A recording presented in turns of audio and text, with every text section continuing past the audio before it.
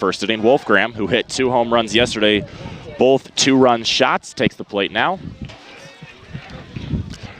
Boy, has it been a weird, weird day thus far in terms of PGSN, but we moved through. We've got 2 outs. As Wolfgram, who's working on an 8-game hitting streak currently, takes a pitch high, 1-0. Here with 2 outs. We apologize if the quality of today's stream drops a little bit. We've been rushed and hassled, and try and cover that as much as you can.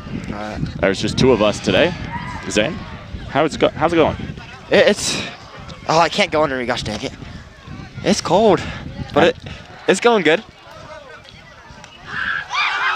And boy, it's been weird. Thank you for joining us, if you are with us today. Try and cover that as much as you can. Seems like audio's working, camera's working. We don't have a scoreboard, but... Is there anything else we can use to cover this? I don't think so. Wait, what if we did this? That would work, yeah. What if we put it inside of it, though?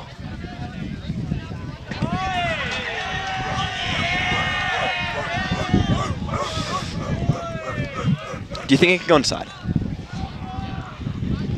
Wow, you are working like a little entrepreneur. It's working. Wolfgram lines that up the middle.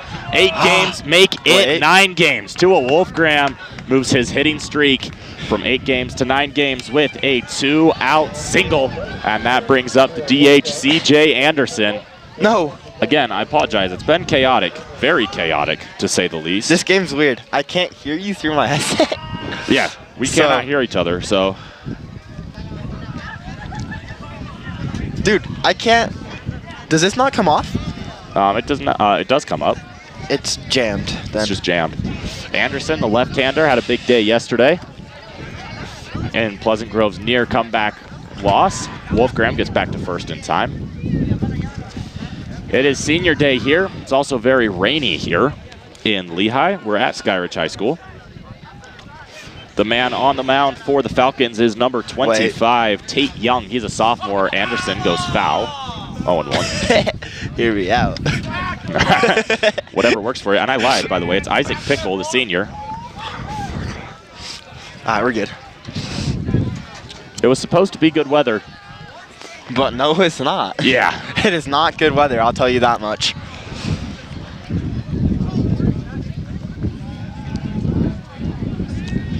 Pickle has the 0-1. Wolfgram with a short lead off first. They'll check on him. He's back in time. A good show from this Skyridge crowd, even in a bad weather game. Yeah. As Pickle, 0-1 against the lefty. He kicks and deals. Low and inside, 1-1. We don't have a scoreboard on your stream today. We don't have the man to run it. So we'll be going off the scoreboard that's in the stadium here today. It's not always the most consistent thing, so we apologize for any inconsistencies there. Wolfgram off first. They'll check on him again. He gets back in time. This is a game earlier in the week. As Coach Henry was talking to his team, he was saying, we're not going to play when they canceled the game on Monday. He said, we're not going to play today. We'll for sure play Wednesday and Thursday because the weather's supposed to be great. And here we are. Anderson, that one goes inside. It hit him. Runners advance to first and second with 2 outs. For the big man, Mason Henry, the first baseman. He comes up. For Pleasant Grove, the lineup you guys missed, Smith and Wilson. That's our fault, not yours. Smith and Wilson. And then Wolfgram and Anderson, you just saw they hit 3-4. Henry, Thane, and Scow will hit 5, 6, 7 today. Noah Brady and Jacob Baxter bat 8, 9 on the mound for Pleasant Grove is Hudson Banks, the ace. Wow. Skyridge is abandoning. The fans are gone. It is coming down, though. I don't blame them. Yeah. 2-out pitch. Henry lines that up the middle. That's going to drop. Wolfgram rounds third. He's coming home. Pleasant Grove gets on the board first. Mason Henry and the Vikings put together a 2-out rally. Tua Wolfgram comes home. CJ Anderson is standing on third. And Mason Henry is on first. The Vikings on the scoreboard first. 1-0 Pleasant Grove. As Pickle runs on the corners now with 2 outs. That brings up the catcher, Deegan Thane. It is really, really coming down here. It is. I should probably move my phone, huh? That's good. Pickle facing Thane, runners on the corners, 2 outs. Henry and Anderson both have very small leads. Pickle goes above his head. Johansson, the catcher, makes a good play to keep runners from advancing. I gotta imagine as a pitcher though, it's gotta be hard to pitch in this weather. Oh yeah. Your hands are freezing, first of all, and the ball's wet, which doesn't help at all. That's probably what forced that high pitch. Thane cuts and misses on a high fastball, 1-1, excuse me. And hold on. And sliding's gotta. Oh yeah, we saw Anderson. He kind of got stuffed a little bit at the third base bag. Thankfully, he looks okay. But a 1-1 count for Thane at the dish. Runners on the corners with 2 outs. Thane, did he go? Yes, he did. Or it was in the zone. Either way, there's a strike. Oh, it's cold. No. Take that out, please. They'll check on Henry at first. He's back in time to pull it off. Hold it up in the air, though. Hold it up. Put it in there. Put it here? Like inside or inside? We're doing a little bit of finagling to make sure as little equipment as possible gets wet. Thane skies that one up above first base. Moving over, making the catch in the wind and the rain. Pleasant Grove gets their 3rd out of the 1st inning, but they score a run. Oh, we're sorry. That's the volleyball scoreboard. It's 1-0 Pleasant Grove after a half of an inning. The ace, Hudson Banks, strides out to the mound. We haven't seen him for 2 weeks, but boy, has he been good. Pitching to the tune of a 1.93 ERA. He takes the mound for Pleasant Grove today. Defensively for the Vikings, they mix it up again. Going from first to third in the infield, you'll see Mason Henry, Noah Brady, Jacob Baxter, R.J. Wilson. Left to right in the outfield is Tua Wolfgram, a man that I should have checked before I started talking. It'll be Drew Smith playing center for the 2nd straight day. And Slater Scow is in right field as the Vikings mix up the lineup again. And Banks is going to be defending a 1-0 lead.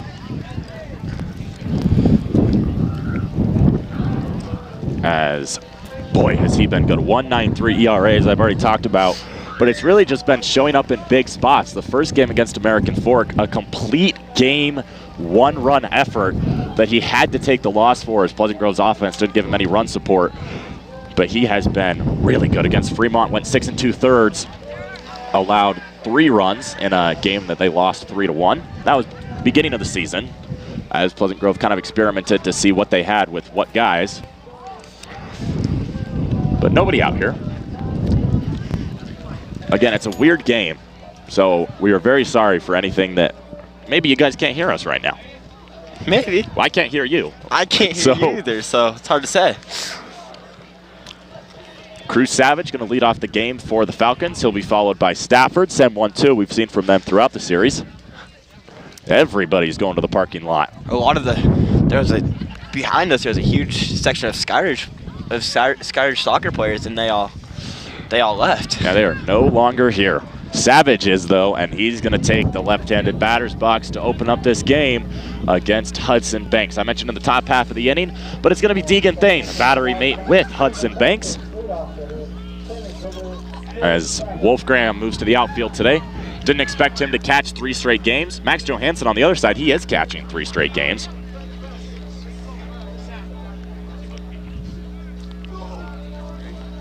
As Pleasant Grove. Shout out to the Pleasant Grove parents who always show up. Yeah, real. It's rainy, it's an away game.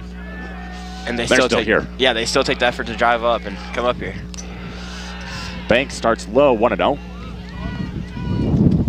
Banks returns to the mound for the first time in 2 weeks. But that just shows how supportive their parents are. Oh, yeah. The fact that they're showing up, especially in this weather. At 1-0, pops back from Savage, 1-1. That was a pitch that might have been middle, but with Hudson Banks, his fastball has some action and some velocity that you don't see from almost any other starter in 6A.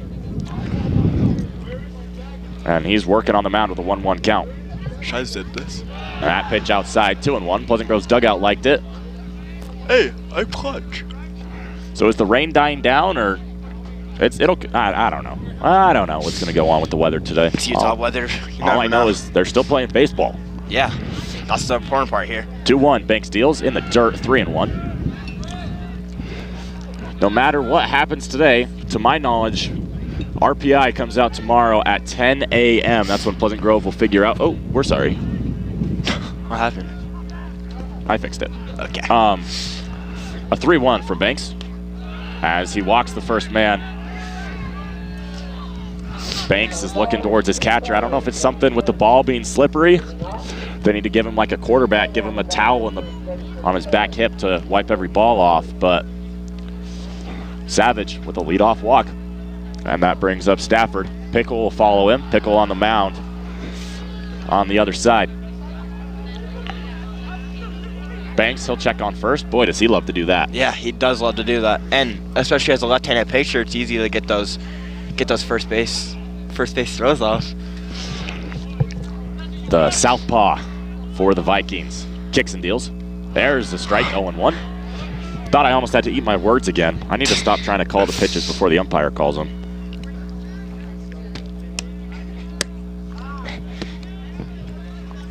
Just try to shut that a little bit so the rain is less likely to get to it. It's 1-0 here in the bottom of the first inning. I'll try and remember to update you guys on the scoreboard often since it's not on the screen. The 0-1. Foul back, 0-2 now. Banks to Stafford. Runner on first is Savage. Nobody out here. 0-2 count. Pleasant Grove looking for the double play. Outfield playing straight up. Same with the infield. Banks kicks and deals the 0-2. Grounded weakly foul. Count stays where it is.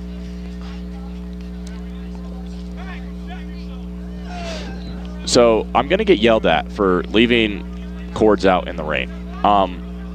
Most of them are covered, if not all of them. That's it, actually. I was going to go somewhere, and then I decided that like the conversation didn't make sense. Banks doesn't get strike 3 on a pitch that he wanted. I don't know if there's a better place you can put that if you're Hudson Banks. A 1-2 count as he kicks and deals. That one's shot to left center field. That one's going to drop in the gap. Cutting it off is Smith. And now holds the runners to first and second, but nobody out here in the bottom of the first. Pickle really has a chance to do himself a favor at the dish here after he gave off a first inning run. Just realized I've been chewing gum this whole time. I'm sorry. For you guys. I know, you can't hear me, but it's hard to tell like how loud I am because we can't hear each other. It's the same. The headsets are the same settings they've been all season, so hopefully they're okay. Banks deals. Opening pitch to Pickle is in the dirt. 1-0. Thane couldn't find it for a second. All the runners stay put. So in the weirdest way, if there was no rain, it would not be cold. And it's dialed down. It's dialed down quite a bit. The rain's dialed down as well. I'm sure it'll be off and on all day. Rob. All game, that is. All game. Here's the 1-0 from Banks. That one fouled back, 1-1. That hit Duffy's truck. Did it actually? Yeah.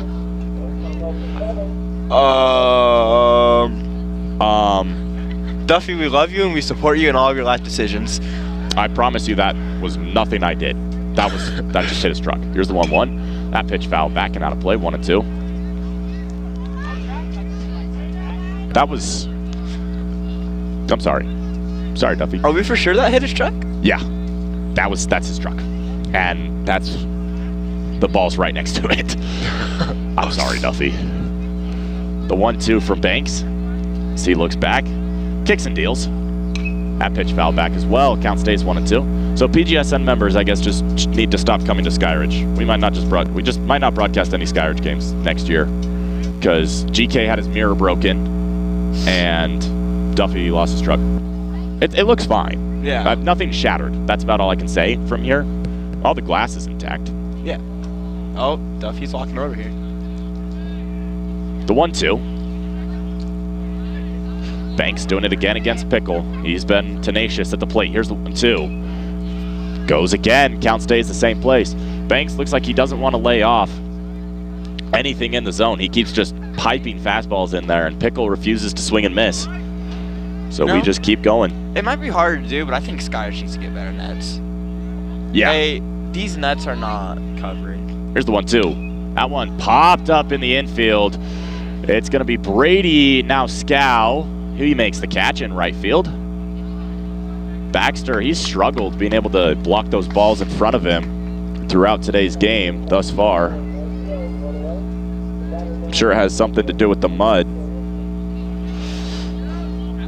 Pickle doesn't do himself any favors on the mound, but inning's not over. Only 2 outs here. 1 out, excuse me, in the bottom half of the first. Pleasant Grove with a 1-0 lead.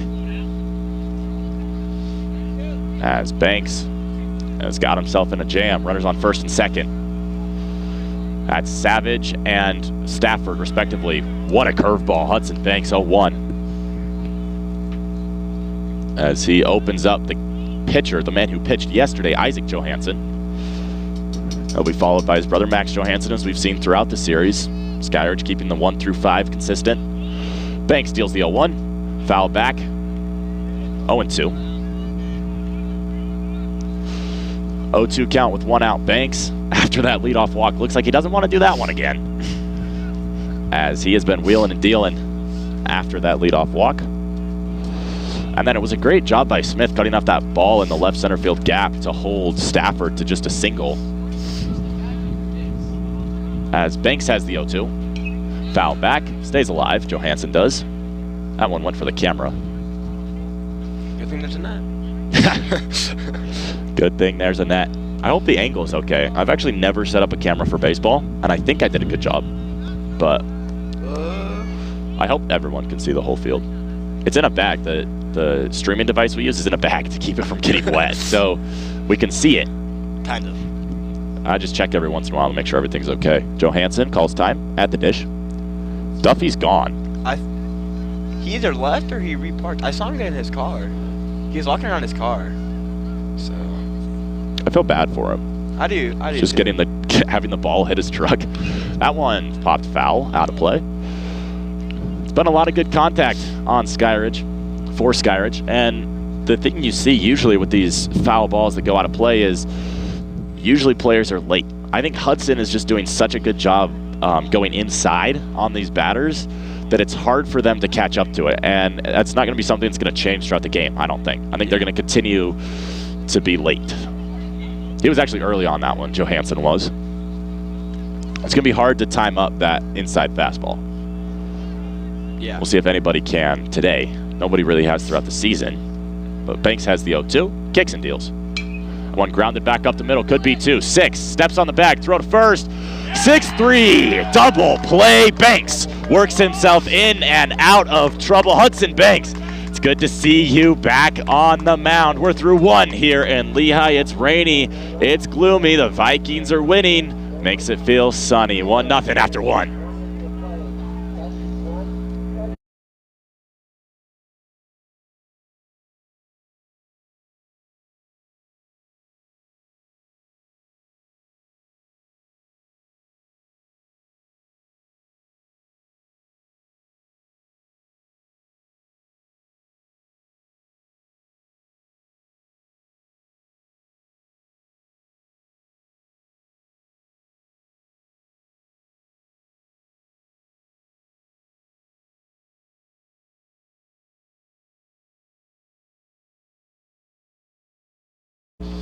We are back here after 1 inning. Pickle retakes the mound for the Falcons as Banks worked around himself some trouble. Pleasant Grove has a 1-0 lead. They'll send up Slater Scow here in the top half of the 2nd inning. It'll be Scow, Brady, Baxter. That's 7, 8, 9 in Pleasant Grove's order. And it'll turn back over to Smith after that. It's good to see Hudson Banks back. Yeah, he's definitely a pitcher that we missed throughout these last 2 weeks. Pleasant Grove will be back in action next Thursday at 4 p.m. against an unknown opponent in an unknown place. We'll have coverage for you here on PGSN as we kick off the 6A playoffs with Super Regionals on Thursday at 4 p.m. If you don't want to travel, we don't know if we have to travel.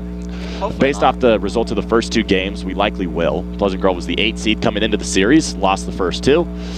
Margin of victory doesn't matter, so the fact that they lost yesterday's game by 1 does not matter. They could have lost it by 20.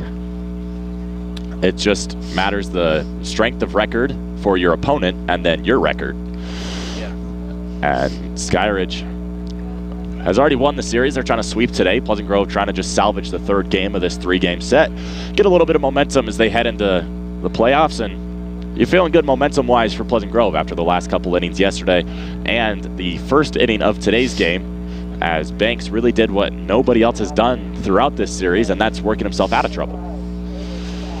In the first game, it was Van Haney. I'm trying to remember the relievers. It was Van Haney, Jaron Spencer, who came in. I believe there was a third guy. I just can't remember who. Yesterday, it was Austin Connolly, followed by Noah Brady, and then Drew Smith. So Smith, Connolly, and Brady's eligible to pitch today. Smith and Connolly are not. If Pleasant Grove decides to turn Brady's way, on the mound. But Pickle opens up Scow 2-0. Scow really started to get hot yesterday. 2 singles in 4 plate appearances.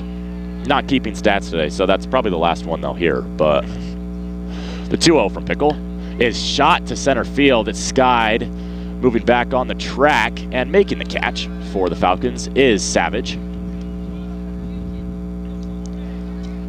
As Scow will head back to the dugout. Good piece of hitting to lead off the second inning, but has to go back home. Brady with 1 out here. Now comes up in the top of the second. Pickle has pitched to the tune of a high 6 ERA. And he will close out this series for Skyridge. If there's been anything that's hurt him, it's the pitching. That pitch in there for a strike against Brady. Skyridge's offense has been elite, as we've seen in the first 2 games of this series, scoring 11 and 13 runs in the first 2. But it's been the pitching that's let him down throughout the year. The 0-1 goes outside, 1-1. As PG, though, so far as this game, you can't be mad from how you've played. You scored 1 run, first inning, and now at the bottom, and at the bottom of the first, it's bunted and fouled back. But at the bottom of the first, we held Skyridge to 0 runs. You got to be happy about that. Yeah. And with a chance here in the top of the second inning, if you can get Brady and Baxter on, turn it over to the top of the order with a couple guys on, you feel really good about that as well. Here's Pickles 1-2. Shot to center field. There's a base hit for Noah Brady as Savage pulls up a 1-out single for today's second baseman, Noah Brady. We talked yesterday. Obviously, it's early in today's game. We're through 7 total outs in the game that will have 42. So we're a 1/6 of the way. But for Pleasant Grove, we talked yesterday about how you need 1 guy in the outfield going into the playoffs who you can have as a staple. You know he's going to show up every day, and you know he's going to play well. If you can move Brady to second and the man in the outfield becomes Smith, you feel great. And whether that's Brady, we saw Scow make good contact in his first plate appearance of today's game. Things are looking up for Pleasant Grove offensively. I didn't think I'd say this before the season, but it's the pitching you're kind of concerned about currently. As Pickle on the mound, he deals. There's a strike going 1. My car's the one that got hit in the park. It hit the back. 0-1 from Pickle as Baxter looks to Coach Henry for signs. Baxter's a guy who's not scared to bunt for a hit. He's got some good wheels. As Pickle on the mound kicks and deals the 0-1. Baxter swings away to third. It gets past him. And just as we talked about, Pleasant Grove sets the table. Drew Smith, you have runners on first and second with 1 out. Let's see if he can clean his plate.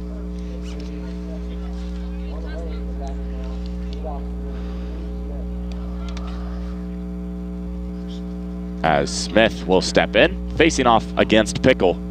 If there's any game this series that you feel like Pleasant Grove will win, and I don't want to. I'm actually not going to say that. It's not something. That's not something to say. But Pleasant Grove has their best pitcher on the mound thus far, and Skyridge has the pitcher who has the lowest ERA.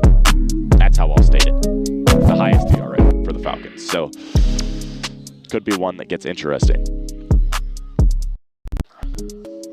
I can see my breath. It is May 10th, I think. That one in the dirt for Smith. Opens up the count 1-0. May 9th. Okay, I'm a day off. It's May 9th. And I can see my breath.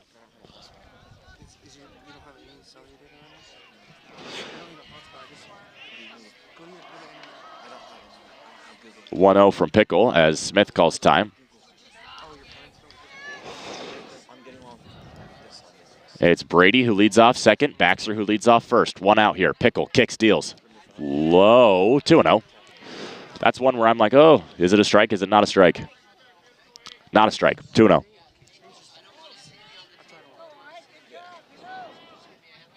Pickle looks in, runners on first and second. He deals. Grounded weakly, it goes foul. 2-1. Smith's probably lucky that one went foul. That was going to be a swinging bunt. There was almost no way he would have beat Johansson to the ball. We're working on a scoreboard currently.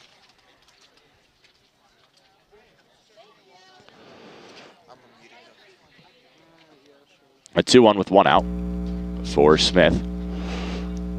Isaac Johansson pitched a gem yesterday for the Falcons into the later innings, and then he got lit up a little bit by Tua Wolfgram, forced him to exit the game.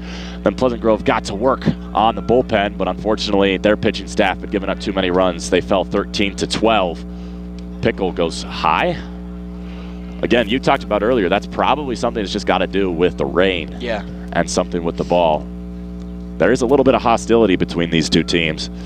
There always is in region play, but Pleasant Grove and Skyridge have not liked each other throughout their sports seasons. That pitch high. They'll check on second. Doesn't matter. Smith walked. Bases loaded for R.J. Wilson. The left-handed third baseman has a good matchup against the righty Pickle.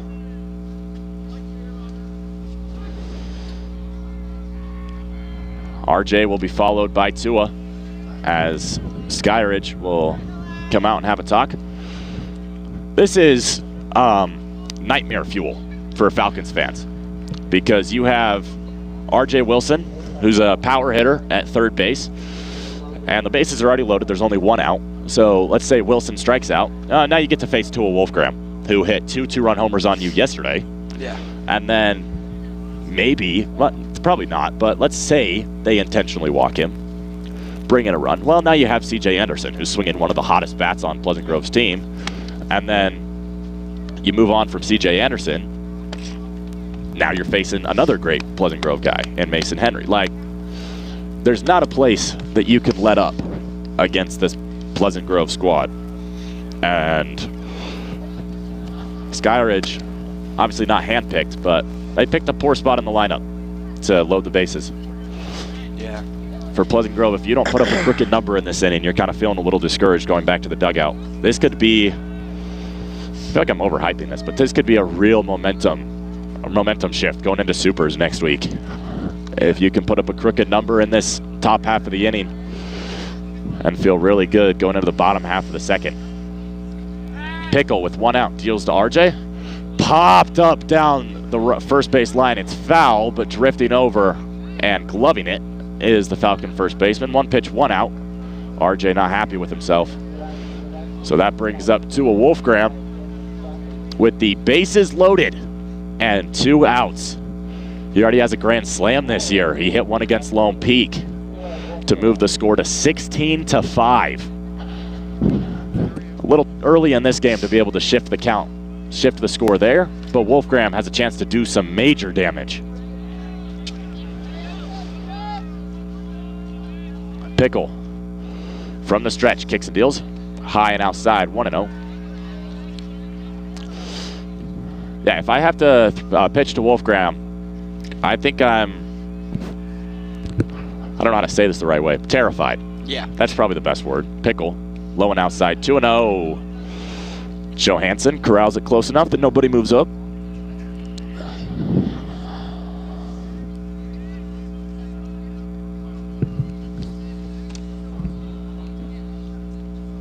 Wolfgram has a 2-0 count now. Pickle looks in. He deals. Whoa, that one's near Wolfgram's head. Again, we don't think it's intentional. It's probably got something to do with the ball. Yeah.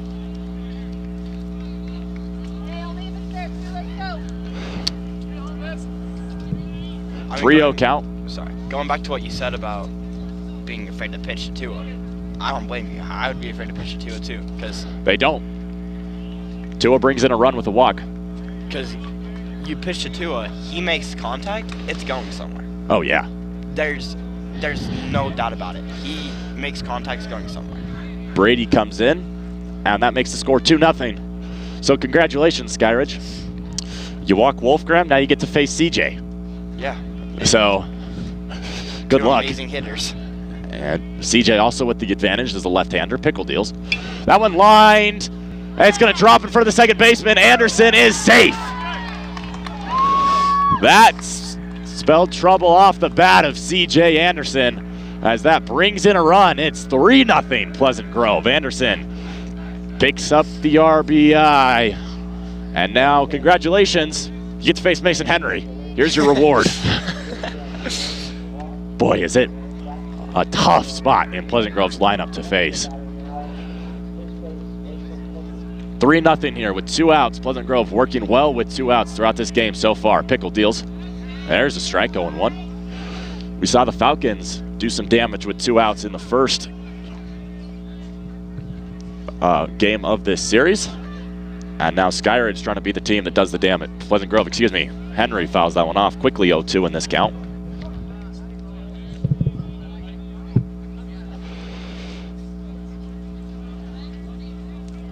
Henry down 2 strikes to no balls. Pickle has the bases loaded, 2 outs. He's already allowed 2 this inning, trying to finish the damage. 0-2. Skied into the infield. Pickle is going to try and make the catch himself. And he does. But not before Pleasant Grove plates 2. It's 3-0 after 1.5. Pleasant Grove leaves 3 guys on. As Hudson Banks comes out for his second inning of work. Boy, is he electric. Just the way he carries himself, honestly. Yeah. The way he kind of struts onto the field, and he knows he's good. Yeah. He's not scared to let the other team know. But today he's done that by just filling up the strike zone. It's like a lot of big part of it, too, is his confidence. I mean, we talked about it yesterday about how you let those runs start happening and your confidence goes low, but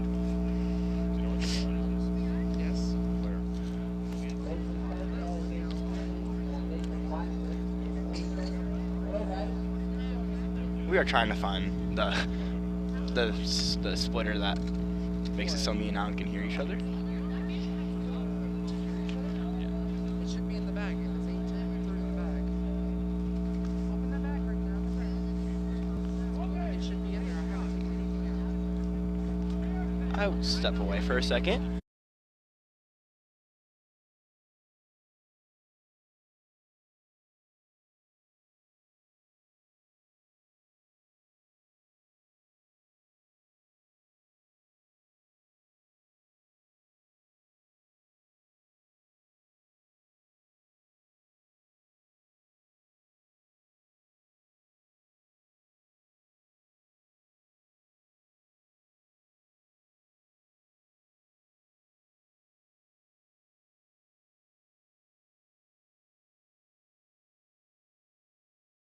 Banks comes out. He's ready to face Max Johansson, who's going to lead off this inning for the Falcons. They threatened in the first, but ultimately Banks forced a goose egg, as he's going to come out and try to do some more damage.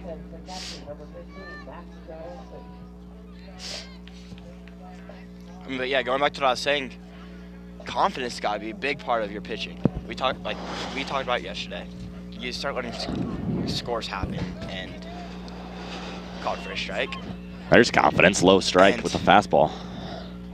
And your confidence, I feel like, starts getting lower after you let runs start happening. But with Banks, his confidence is... That one fouled off, 0-2. His confidence, I feel like, stays the same. He doesn't let his confidence get any lower than it should. I mean... Wow, you just closed that rain one on me. He's going to Slick for a reason. Salt Lake Community College commit. He's good. He's really good. He is really good. But there's also, even when you don't allow runs, and Pickle did allow 2 the last half of the inning, but he worked himself out of a jam. He had bases loaded with 1 out and only allowed 1 run from that. There's a way that you have to deal with yourself there. And if Pickle comes off and says, look, I pitched well against the heart of their order, I can do this. Yeah. He could go out and shove for the rest of this game, or he can look at it and say, oh, I got lucky. You know, 2 really good hitters just popped stuff up, Like, that's luck. That's not going to happen again. Banks has that one go off his glove. Baxter's going to try to make a tough play. It goes off his glove as well. Max Johansson leads it off with a weird single. But if Pickle can have the confidence to say, look, I pitched really well, then it could be a really good day for him from here on out. Sorry, Banks, I don't have a glove. You guys want hot dogs? We got 2 left just for you two. You could talk. As Banks. Okay. Banks looks on. Sure. Sure. 2 hot dogs? Yeah, got you. With Roberts. Assuming they don't do anything to it. Those are probably the nicest people from Skyridge I've ever met. Yeah. And Carter Sheffield. I'll preach on and on about Carter Sheffield. I don't know who that is. He's a great guy. Banks deals bunt shown by Roberts. Back pick to first. Back in time. Johansson pinch ran for. It's just a speed up runner. But it's Lincoln's in. What sauce do you want? What sauce do you want? Everything. He wants everything. I just want ketchup. Lincoln's in. Leads off first. Shout out to the Skyridge kids who are making us hot dogs. Dude, real. Those kids are crazy, bro. 1-0 from Banks. We'll eat it. Not on air. Don't you guys worry. Yeah. RJ in on the grass now. Time called at home. As PG, though, you got to be. I've said it in the first inning. I'll say it again. You have to be happy on how you've performed today. It's early on, but you still got to be happy with how you've performed. You're up 3-0, and you can't be happier with that. Banks deals the 1-0 cut on a miss. Roberts goes down 1-1. For Hudson Banks, we talked to him yesterday.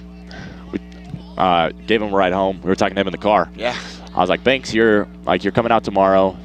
You really got to be a tone setter because Pleasant Grove struggled the last 2 days on the mound.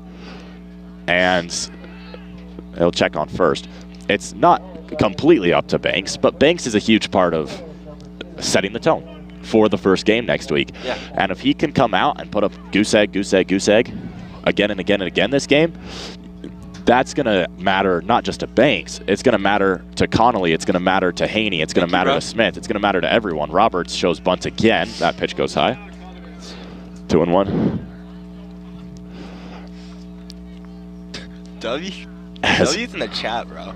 I just have a hot dog in my hand. We'll wait for this inning to end before I eat it, but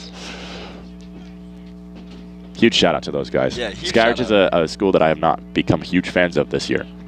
Those guys are awesome. Yeah. And Carter Sheffield. 2-1 from Roberts. Shows bunt, goes foul. Bunt comes off now. Not going to bunt with 2 strikes, that's why. Bunt with 2 strikes is an automatic out if it goes foul, that is. So I've always wondered with that, how do you define a bunt? Is a check swing a bunt? Or is a bunt setting up? I don't know. It's up to umpire discretion. Yeah. But here's a 2-2 from Banks. Runner goes. Grounded weakly. Baxter, backhand, throw to first. Gets away from him. And Henry can't get the tag on his back. It's a tough infield single for Rip Roberts. That was an amazing save, though. That was crazy. Yeah, Henry had a chance to get his back. I think Roberts just sped past him, but Rip put the rip in his own name. That was a hot shot. That was a great job by Baxter to even get that one in the glove. This hot dog looks good. Flashing the leather. You can eat if you want. It's okay. Okay. It's okay. We'll eat together. Yeah, we'll enjoy our food together. Runners on first and second, nobody out now. Banks has put himself in a little bit of a pickle. No pun intended. Banks goes high and away. That one gets away from Thane. Runners advance. There's 2 in scoring position now as Jackson Salcido has a golden opportunity as the double play comes off.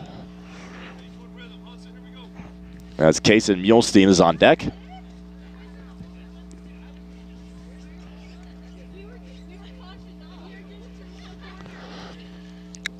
I'll tell a story of Carter Sheffield.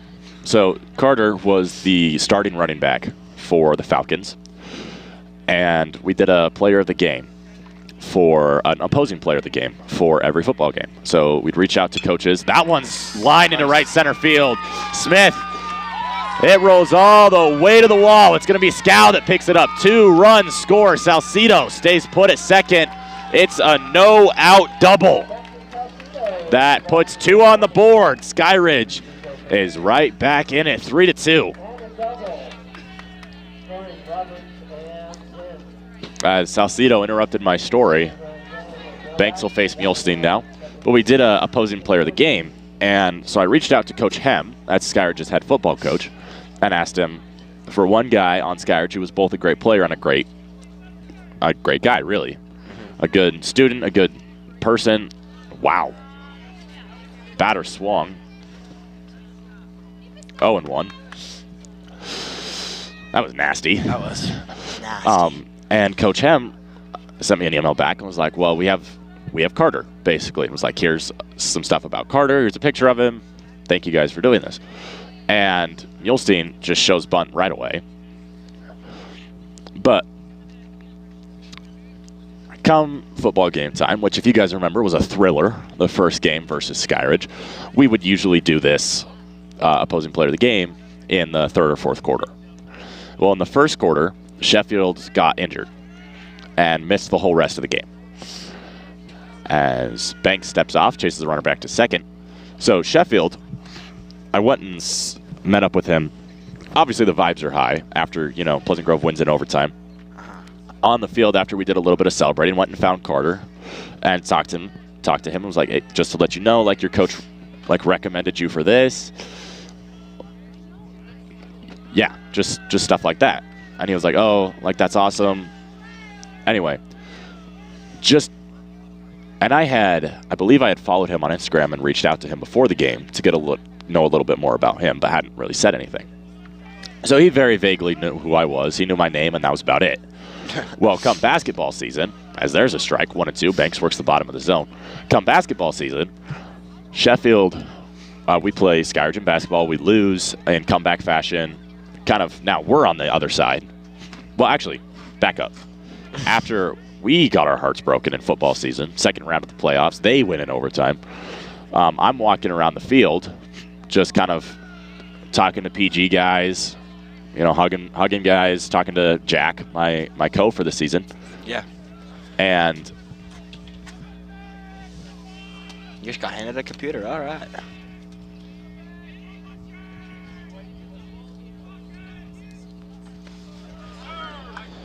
There's a strike for Banks. Strike 3, his first K today. First of likely many for Hudson Banks. But anyway, as I was saying, after we kind of got our hearts broken a little bit, I'm walking around the field, and Carter walks up to me and, gave me a little bit of a bro hug and was like, hey, sorry you guys, season ended this way. Just very professional, he's a great guy. And come basketball season, then we lose in comeback fashion again. Don't really like this school, mostly not because of the guys, just because of the way we keep losing to them. Well, we beat them in football season, but it's not just that we keep losing. It's the heartbreaking ways yesterday. Thought we had a chance. I thought we did too. But ultimately, as it comes down to it, basketball season, lose in comeback fashion. We'd later beat them that year, but that one lined to first. Henry makes a diving glove stop. Banks going to cover. And beat to the bag by McCoy Morris. Runners on the corners now with one out.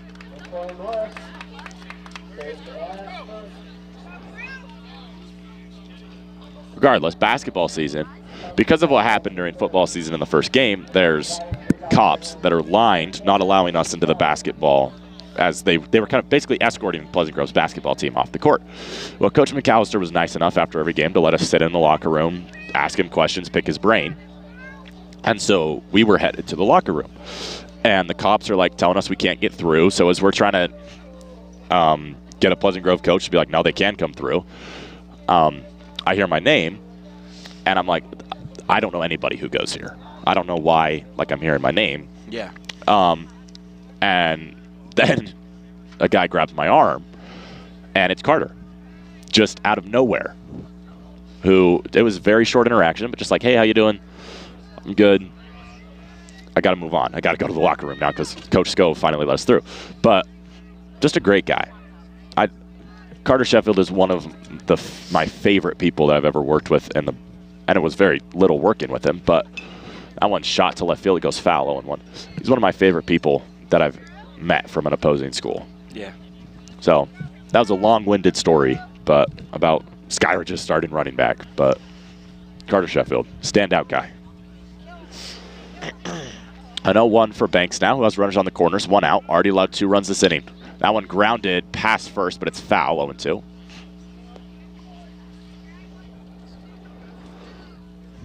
Strikeout would be big here, facing Savage, who walked his first time up.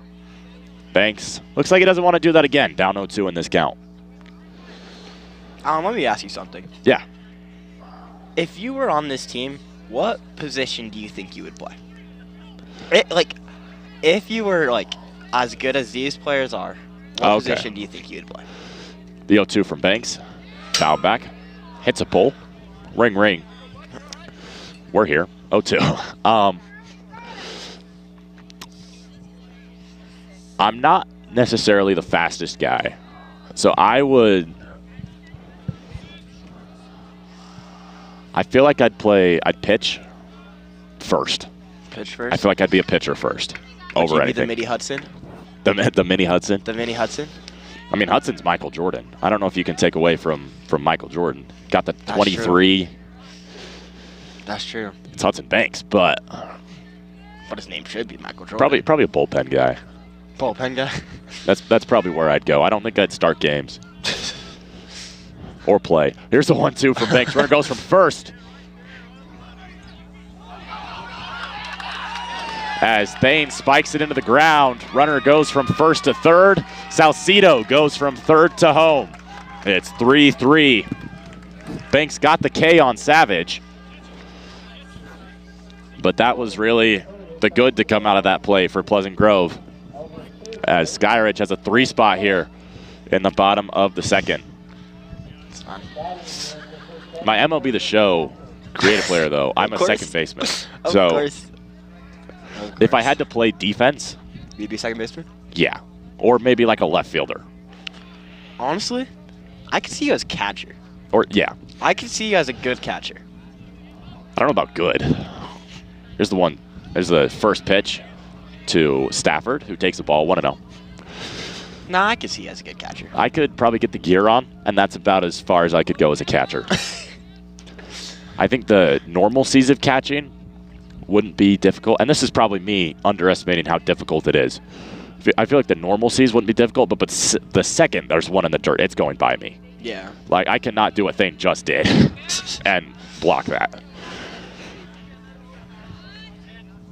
Like, unless Hudson's going fastball, fastball, fastball, fastball, I don't think you can trust me behind the plate with him. Or anyone. Here's the 2-0 from Banks. There's a strike. 2-1. Yeah, see, I think I could catch that. Yeah. You know what I couldn't see you as, though? Anything else? An ump. We figured that out throughout the years, yeah, no. A 2-1 from Banks. There's a strike, 2-2, working the bottom of the zone. And that's another thing I think would be really difficult as a catcher. Thane did a great job there of the framing and bringing that low fastball up as a strike. It likely crossed the plate as a strike. But when it was in Thane's glove, it did not look like he could convince him as a strike. Here's the 2-2. Inside, count moves full. Payoff pitch coming in on the bottom of the third with McCoy Morris on third. It's bottom of the second, excuse me. McCoy Morris leads off third. Stafford at the plate. He'll be followed by Isaac Pickle. Either in this inning or the bottom of the third. Banks deals.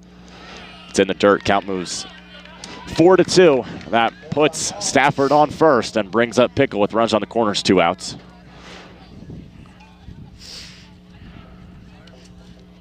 As Skyridge is going to pinch run.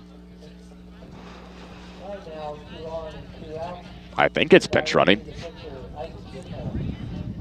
Unless, no, this is something you don't usually see from hitting teams, but Skyridge is going to come out and have a meeting with the coach and all of the runner on first, the runner on third, the man on deck, and the man at the plate, and the first and third base coaches. One thing Coach Henry needs to make sure he does is not make sure his team is locked in and ready for the double steal. It's something we saw yesterday between these two teams. And Skyridge executed it well. if the runner from first goes to steal, Thane, Banks can throw to it, I think at least. Yeah. But Thane needs to just keep it and make sure that Morris doesn't come in from third. The only guy you got to worry about is Pickle. If Pickle doesn't get on, Skyridge doesn't score, barring, a pass ball. But don't let them double steal. Banks steals. That one popped up in the infield. Brady moves over, makes the catch. Banks puts 3 on the board in the bottom of the second. We're knotted up at 3. We've got a whole new ball game with 5 innings to go. Pleasant Grove comes up to bat next on PGSN.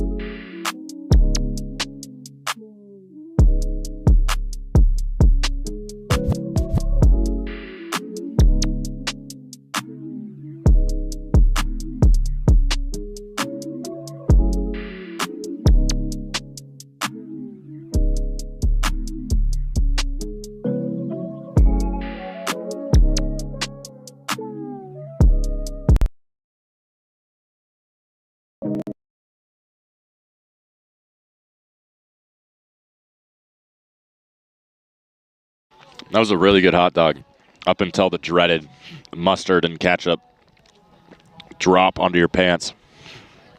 Would you say your UV classes were easy? But Isaac Pickle comes out. Is that Pickle? No, there's a lefty on the mound now for the Falcons. Pickle's done after 2 innings. He'll move over to third base along with Rip Roberts, who's playing short now. Shout out to those Skyridge kids who made us those hot dogs, bro. Oh, yeah. That was a good hot dog. The new man in the game is Hank Grover. As Pickle goes 2, allows 3 earned runs. He won't pick up the loss today, regardless of how this game ends. Won't be tagged against him as he exits the game tied. Hank Grover, a left-hander, as I said. Now there's 2 lefties on the mound, 1 for Pleasant Grove, 1 for Skyridge. He's pitching to the tune of a 10.73 ERA, so he's struggled thus far. And those numbers are in 15 innings. He's allowed 23 earned runs and walked 15 guys to 17 strikeouts. Only allowed 1 homer on the year, though, so doesn't like the long ball. But we'll see what the bottom guys in Pleasant Grove's order can do. As it's Deegan Thane, Slater Scal, and Noah Brady. They're at 6, 7, 8 in the order. If any of them get on, we'll see Baxter in this inning, and then it turns over to the top of the order. Top of the 3rd inning here as Pleasant Grove and Skyridge knotted up at 3. We've got a good one here. Rain has stopped. Yeah, that's good. Oh, yeah. Makes my life a lot better. I tried muting myself, and it hurt. Gower kicks and deals. That one in the dirt, 1-0. I'm going to make sure I get his name right. Grover, not Gower. Grover. Good thing I checked. Grover kicks and deals the 1-0. High and outside, 2-0. He's facing Thane.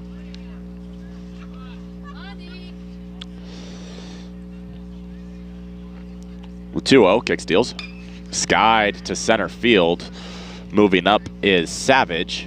And he can't make the catch. It falls in front of him. Thane is going to take second base as he slides in there with a dust cloud. Pleasant Grove has a leadoff man on second, reaching on the error.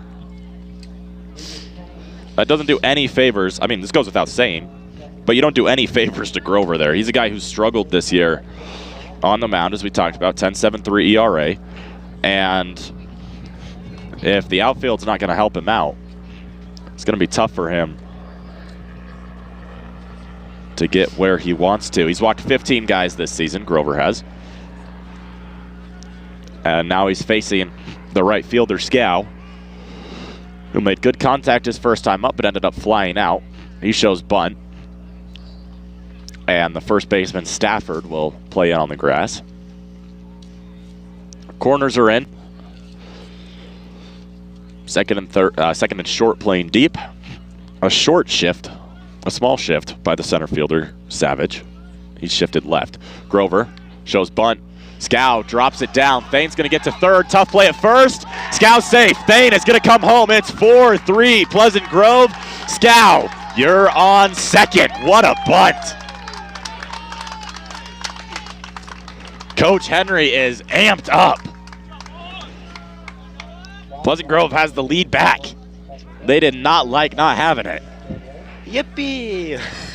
Nobody out here in the top of the third inning. Remember when I said the scoreboard was unreliable? It's more reliable than our scoreboard. Wait, maybe.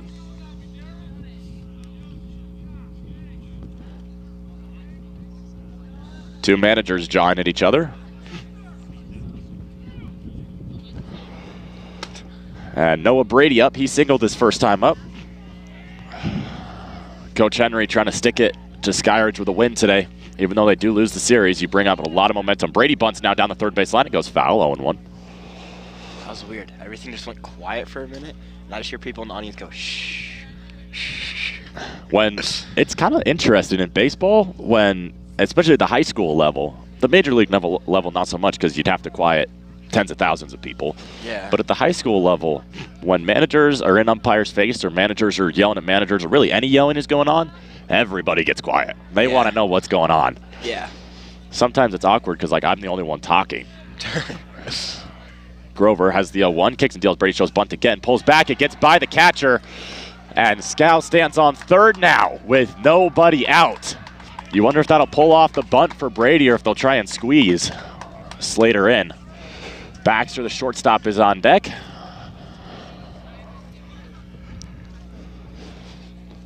Pleasant Grove has all the momentum currently as Grover has struggled. Now the scoreboard says it's 6-3 Skyridge, which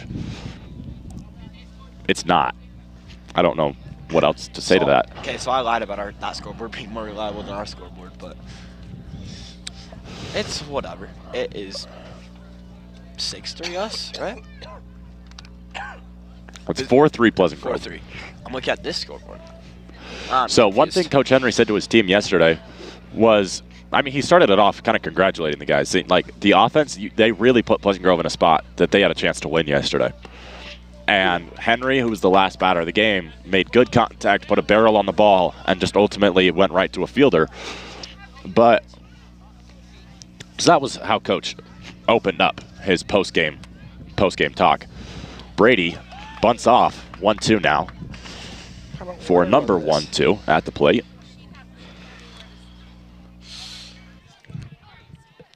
Here's the 1-2. Foul back. Brady stays alive. But one of the big things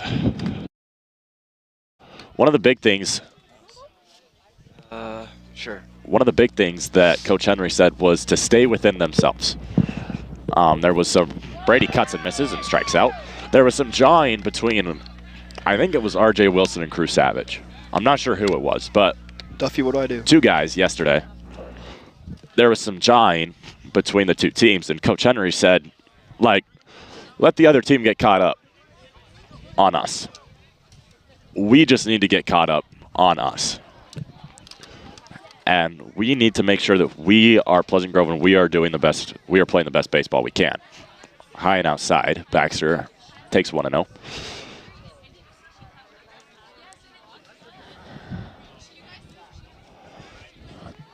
As Baxter, so that's sorry. The whole reason of me saying that is Baxter takes strike 1-1. The whole point of me saying that is Pleasant Grove that's something we've really seen them change since the American Fork Series. We've seen them become more, we are us, and that is okay. Baxter gets it past the second baseman. Johansson can't make the play. Slater scores. Pleasant Grove now leads 5-3. That brings up R.J. Wilson. Or Drew Smith, excuse me. Wilson's on deck now. So Grover still yet to get an out. He's allowed 2 runs this inning. We're in the top of the 3rd. Pleasant Grove 5, Skyridge 3. In the 3rd game of a 3-game set, Skyridge won the first 2. First one by a score of 11-4. The second one yesterday was a barn burner. 25 total runs, 13-12. Skyridge just barely eked out a victory. Grover deals into Smith, who rips it down the third base line. Foul.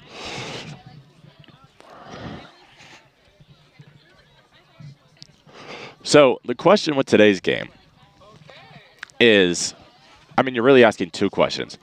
Can Skyridge's pitching keep up with Hudson Banks? Or can Skyridge's offense keep up with Pleasant Grove's offense? That's what we've seen so far. There's a strike 0-2. And so far, it's been Skyridge's offense keeping up with Pleasant Grove's offense.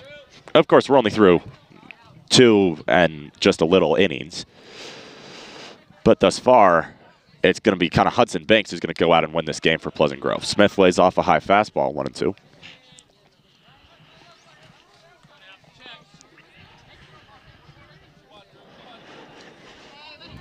Grover has Baxter as a short lead off first. Lefty to righty. Deals. Cut on a miss. Smith strikes out. Swinging out of his shoes. Liked the pitch he saw, but it went away from him. Strike out for Drew Smith. Second out of this top of the 3rd inning. RJ Wilson comes out now, the lefty. Popped out his last time up with the bases loaded. This time, not so fortunate with the way the table's set. 2 outs, only 1 man on.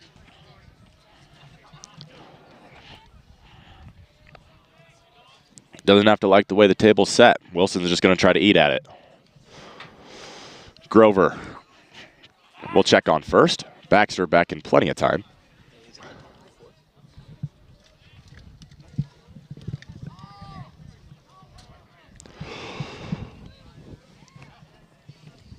Grover looks over at Baxter, who really does not have a big lead off first. He'll kick and deal towards Wilson. Drops a curveball strike in there, 0-1.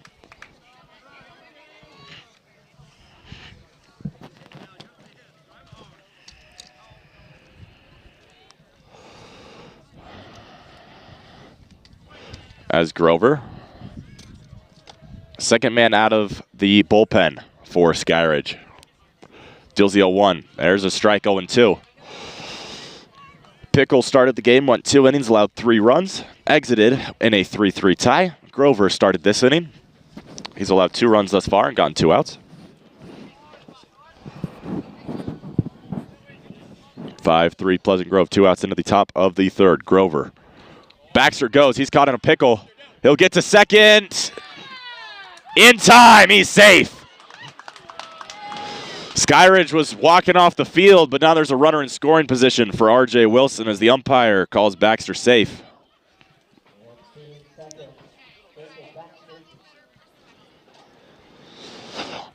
It's not easy to go from first to second. Actually, to flip the tide, it's not easy for a pitcher to go to first and then first to get to second before a speedy guy like Baxter gets there. Skyridge did a good job with the throw. Just Baxter made a move to keep himself there. Doesn't matter. Wilson strikes out on 3 pitches as Grover limits the damage, allows 2 in his first inning of work. Hudson Banks comes out. Number 23 for inning number 3. I believe he's tied for his season high in runs allowed thus far. Tying his season high of 3 versus Fremont, a game in which he pitched 6 2/3.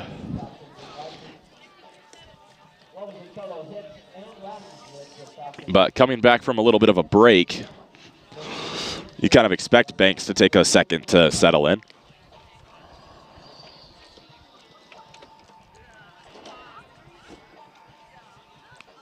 As the senior commit to Salt Lake City Community College,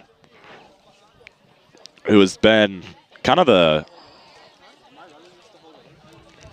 the life of this Pleasant Grove squad. He's a guy who plays with a lot of emotion, and for good reason. And he's been, sorry, my brain's kind of everywhere. It was a very crazy day. I apologize for how poor, how frankly poor I've been thus far. But regardless, we'll lock in now. As Banks tries to lock in here in the bottom of the third inning. For Skyridge, he'll face Isaac Johansson, Max Johansson, and then Rip Roberts. Those are the three scheduled for the Falcons. Obviously, Skyridge hoping they send up more than that. Pleasant Grove hoping that's all they see.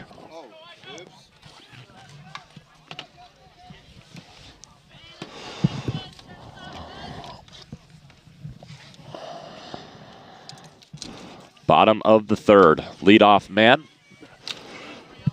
The pitcher from yesterday, Isaac Johansson, he's playing second today. And he lines that right to second. Second to second, Brady. 4-3 put out. And one pitch, one out here in the bottom of the third. Banks working fast. As Pleasant Grove throws it around the infield.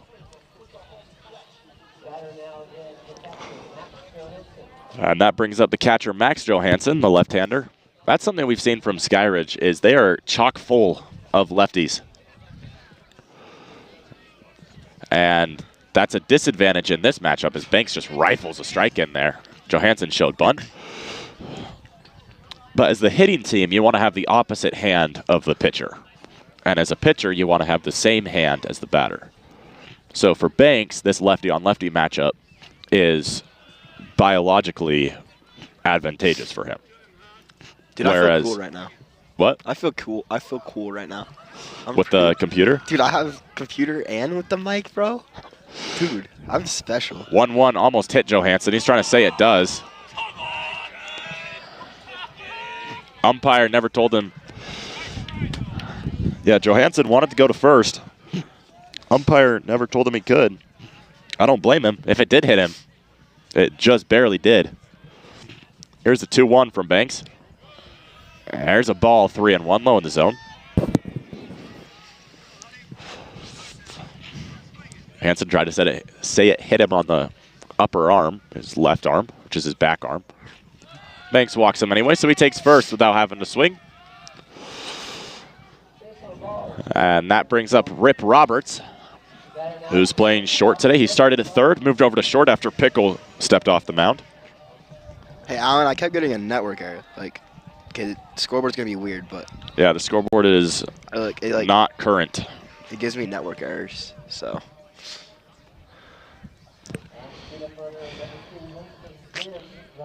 We'll fix that for you guys. Zinn comes out to run on first. It's a speed-up runner for the catcher. So it doesn't matter. Johansson will stay as catcher is kind of the point I'm trying to push across.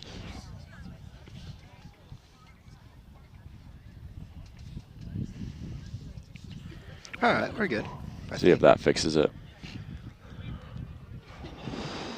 Banks, he checked on the runner first. Now he goes to the plate. Cut on a miss. Roberts wanted the high cheddar. Like a mouse in the house. Banks caught him in the trap, 0-1.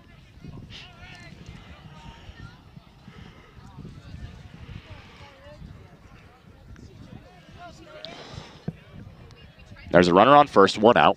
0-1 count at the plate. Banks deals. Cut on a miss again. Roberts down 0-2 in this count.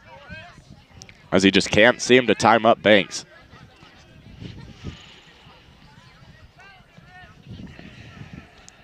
We'll see if Hudson stays in the zone here or if he expands it on the 0-2.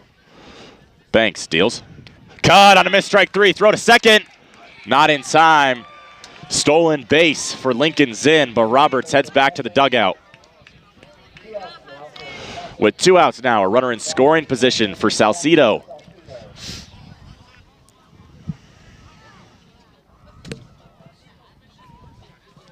That was cool. My armchair just broke. Banks cool. the lefty. Now he's facing a righty in Salcedo. Zinn, who's pinch running for Max Johansson, is on second. Thane's going to go talk to his pitcher. Here in the bottom of the third inning. I think the scoreboard's fixed. I don't think I need to run over it. If it's bad, I'm sorry. It's my first time doing it.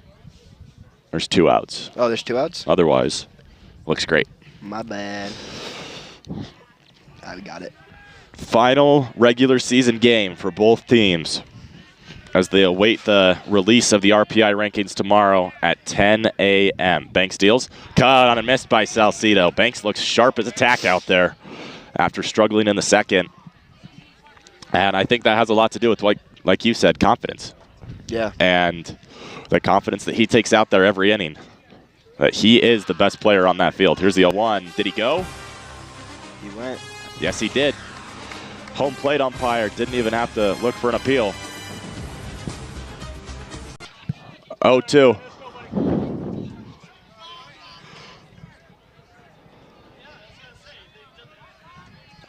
Two outs in the top of the third inning. Banks trying to defend a 2-run lead. Time called by Salcido.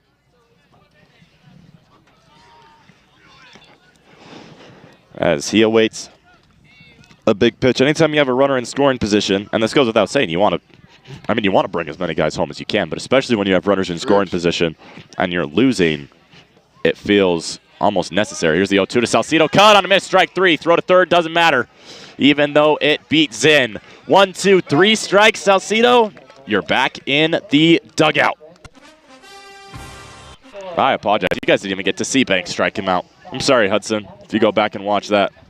Was it on commercial? Oh. But 1, 2, 3. Kind of. Working around a walk to Johansson. Banks has put 2 goose eggs on the board. I'm not sure we've seen that yet this series. Pleasant Grove keeping Skyridge scoreless in 2 innings in 1 game. We'll have that answer next on PGSN.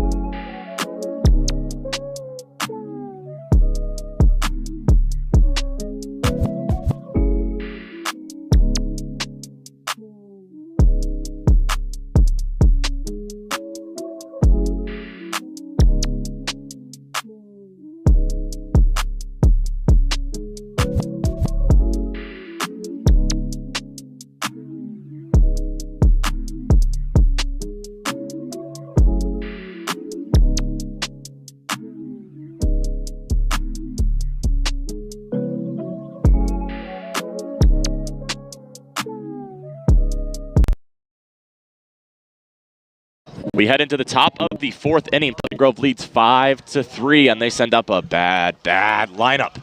With Tua Wolfgram leading it off this inning, he'll be followed by C.J. Anderson, and then a man we all know and love, Mason Henry. Bats behind him, that's 3-4-5 in Pleasant Grove's lineup. Grover still on the mound. Boy, did Tua have a big day yesterday. 2 two-run home runs, and really put Pleasant Grove's offense on his back and gave them a chance to win yesterday's contest. He walked with the bases loaded earlier today and has scored brought in one of Pleasant Grove's 5 runs. Grover, the lefty, kicks and deals. There's a high strike, 0-1. So now this is the flip side. This is kind of what Banks usually works with against most teams, is he's the lefty on the mound and facing righties. As Grover deals the 0-1. Ripped down the left field line, foul, 0-2. Now, of course, it doesn't make all the difference having a lefty against a righty, but you'll see managers sometimes game plan for it. So if there's a lefty who's, hitting in the 7 spot, as cut on and missed, 1, 2, 3 strikes, you're out. Wolfgram heads back to the dugout and brings up C.J. Anderson. But you'll see it's typically in the major leagues. Let's say that a team starts with a righty on the mound, and so the opponent would purposely put a lefty catcher in, which are very rare to have a lefty catcher, so that's probably a bad idea. Anderson shows bunt, goes between the legs of Johansson, 1-0. Regardless, the point I'm trying to make is sometimes you'll see managers substitute. If Skyridge went to the bullpen right now and brought in a righty, not right now, for the next man, Henry, some managers would bring in a lefty to face now the righty, because as the hitter, you want to have the opposite hand as the pitcher. Yeah. I'm just realizing that I made a mistake earlier when I said that it was Grover had the advantage. Wolfgram had the advantage as he had the opposite hand of the pitcher. Sorry, I am being all over the place today. It's a crazy day. 2-0 from Grover. High. It was a 3-0, I guess. Anderson takes first base. That was me looking at the scoreboard in the outfield instead of keeping track in my head. Man on first, 1 out for Mason Henry, who has a couple highlights this year, don't you think? Yeah. He has been good at first base, both defensively and offensively. He's got a strong bat. As Grover has 1 out, he kicks and deals. That one popped up in the infield. It's going to be Pickle who moves into foul territory and makes the catch, 2 away. So Deegan Thane up now with 2 outs and a runner on first. Anderson with the 1-out walk. Was sandwiched in between a strikeout and a foul out. Thane, I feel at least, of course we found that I'm wrong a lot, but I feel at least that come playoff time, you're going to see Thane and Dunn behind the plate a lot more, paired with Wolfgram moving to the outfield. So this could be a big day for Thane. There's a pitch out, nothing working. This could be a big day for Thane if he can get some stuff going and get hot going into the playoffs. You could feel really good about having that catcher spot filled by Thane or Dunn, and then Wolfgram's now your outfielder who, is going to come up and produce every day. There's a high strike, 1-1. I think there's a level of concern that has risen over the last 2 days around this Pleasant Grove team, and I don't think it's warranted. I'm going to be completely honest. I think this Pleasant Grove team will be totally fine. Yeah. And they are a team that I think can make a run in the playoffs. And you never know what's going to happen in the playoffs. I mean, American Fork was, I think, the 6th seed last year, and they went and won it all. Like, anything can happen come playoff time. But I think Pleasant Grove is a squad that has a lot of guys, a lot of clutch players, some good pitching. There's some veterans, really. They have a lot of seniors. There's a strike high, 1-2. Thane doesn't like it. I don't agree, but that's why I'm not an umpire. Say it with me. I agree with Thane was kind of my point, but yeah, that's why you're not an umpire, Alan. Yeah, the 1-2 from Grover in the dirt, 2-2. But Pleasant Grove has a lot of seniors who have worked time. Baxter's in it short today. He's a senior. Wolfgram the catcher. Banks the pitcher. A lot of guys are in their senior year, and that really does help come playoff time to have that maturity to, as Pleasant Grove's talked about, stay within yourself. The 2-2 from Grover. Skied to deep center field. Savage drifts back on the track. He'll make the catch just short of the wall. Grover works around a 1-out walk, leaves Anderson stranded at first. It's still 5-3. We're through 3.5.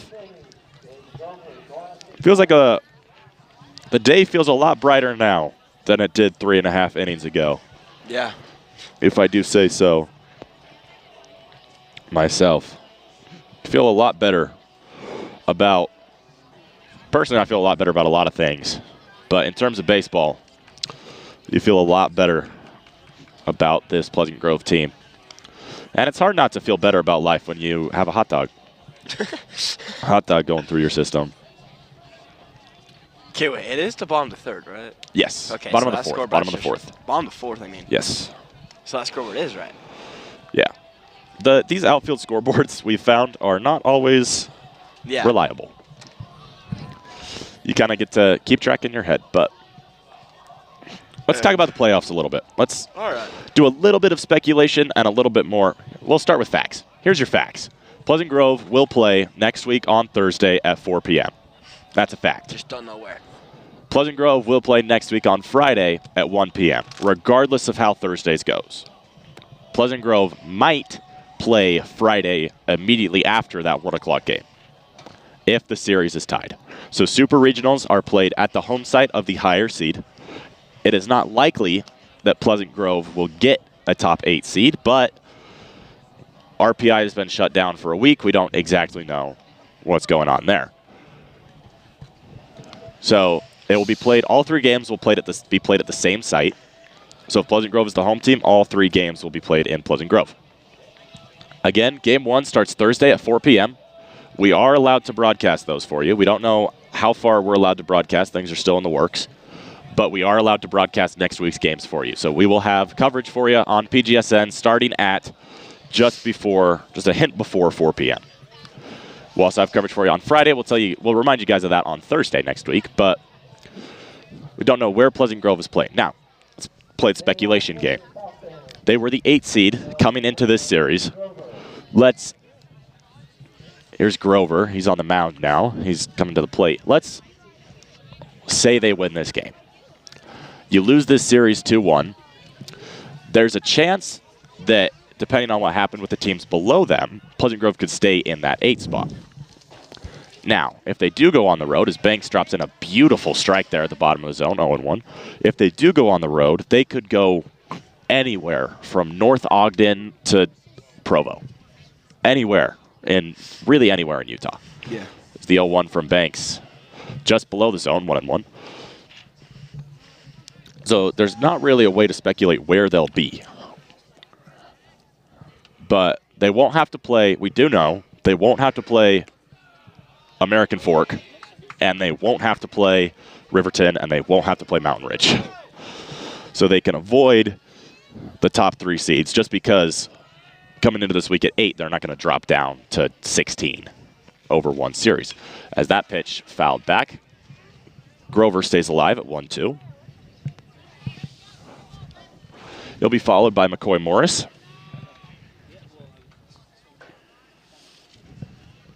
There is a chance. As there's strike 3. Grover knew it after it got in the glove of Thane. Banks gets an opening K here for the bottom half of the 4th inning. There is a possibility that these two teams just play again. And if they do play again, something that we do know for sure is the series would be here in Lehigh. Yeah. Because if I'm remembering the RPI correctly, Pleasant Grove was the 8, Skyridge was the 9 coming into this week. So these two teams could play again. They could see anyone. They could see Fremont up in North Ogden. You never know when it comes to the playoffs. But Thursday at 4 p.m. is the first game, regardless of where or who they play. I mean, weather could change that, but as it's scheduled, Thursday at 4 p.m. So a week from today, Banks is the expected starter.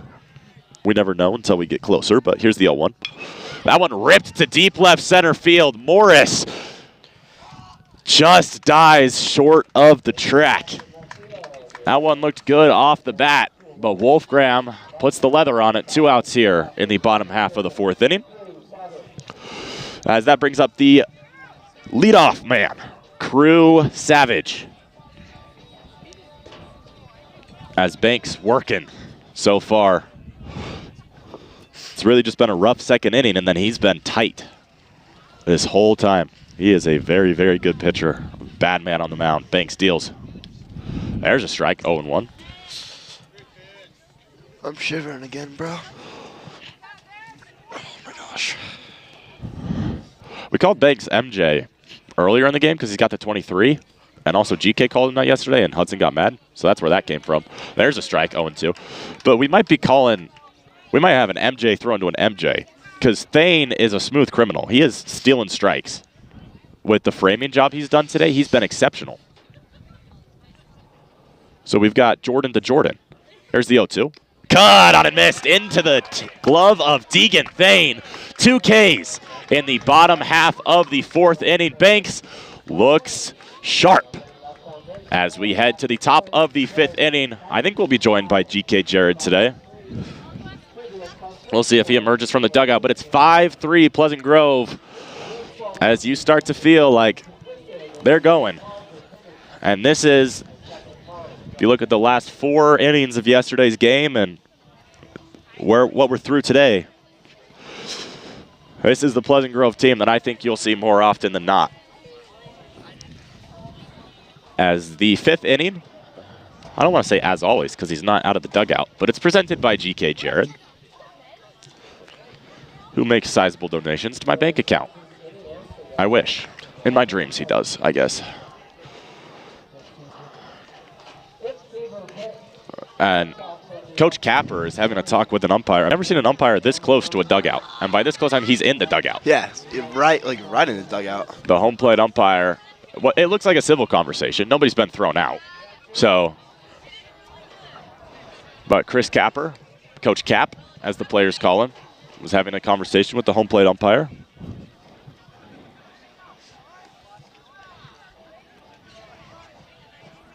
There's GK Jared. There he is. I was checking his location to see if he was still here. Oh, I do want to start out this 5th inning. Happy birthday, Olena. I probably should have waited for GK to get here, but happy birthday to Olena, GK Jared's little sister. A goat of all goats. I don't want to move, bro. I'm comfy. As GK will take your seat for the top of the 5th inning and the bottom half of the 5th inning. Grover still on the mound for the Falcons. He's pitched the last 2 innings and allowed 2 runs, both of them in the 3rd. It's going to be Scow, Brady, and Baxter. That's 7, 8, 9 in Pleasant Grove's lineup. And they've produced today as Scow gets hit. He's on first. Good start to this inning for Pleasant Grove. 1 pitch, 1 man on. Runner on first, nobody out here in the top of the 5th. You can't hear me today, or yourself, just by the way. So, good luck.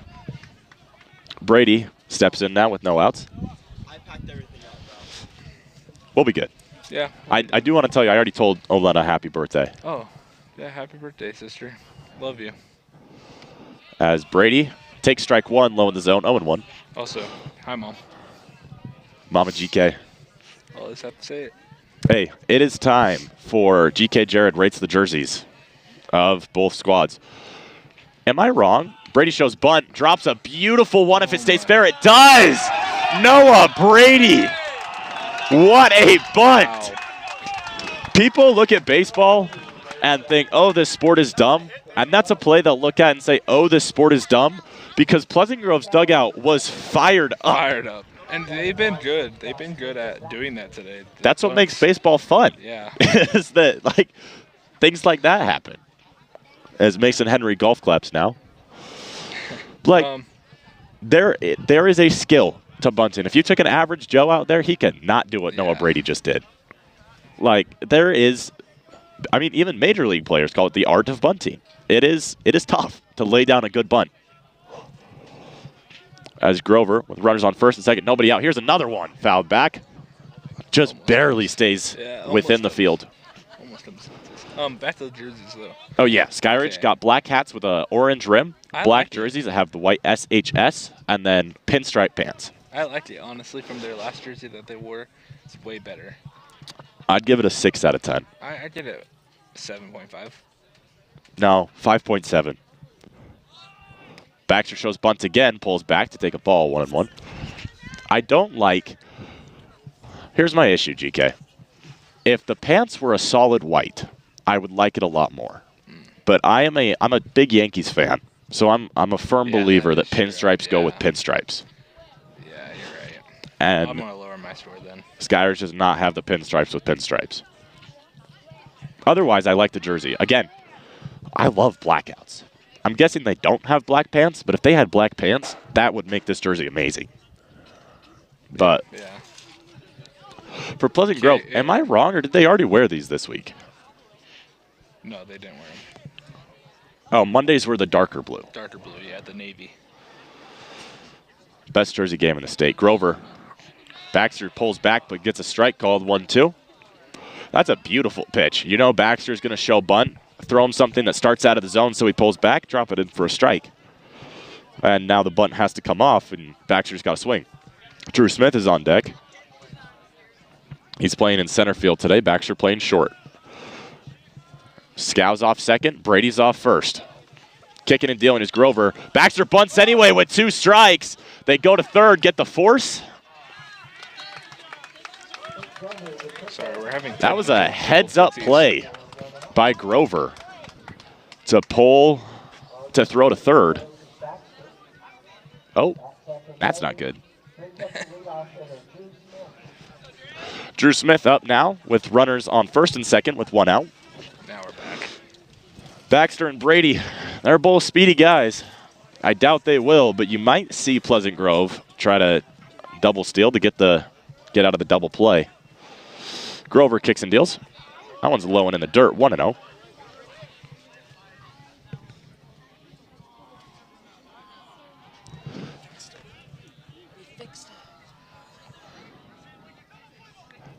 As the 1-0 for Grover, who kicks and deals.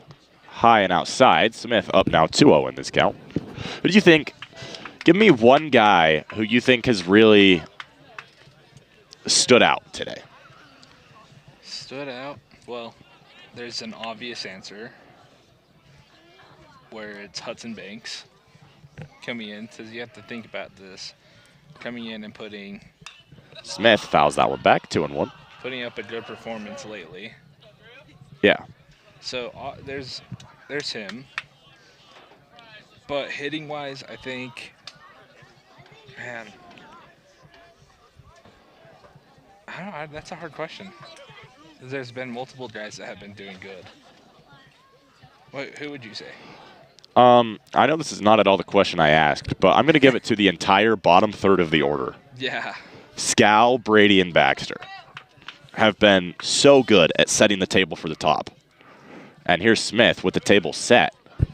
He's up 3-1 now. I think right now it's Slater because he's been performing well in these last few innings. The last 2 games, really. He had 2 hits yesterday. Yeah. Here's a 3-1 from Grover. Foul back, count moves full. Did you hear Duffy's truck got hit? Yeah, I did. I did. That one went back towards the cars. But it's okay. The truck's okay. Yeah. Are you okay? No, nothing. Full count with 1 out. Smith has a chance to do some damage. Grover steps off. He's going to think about what he wants to do.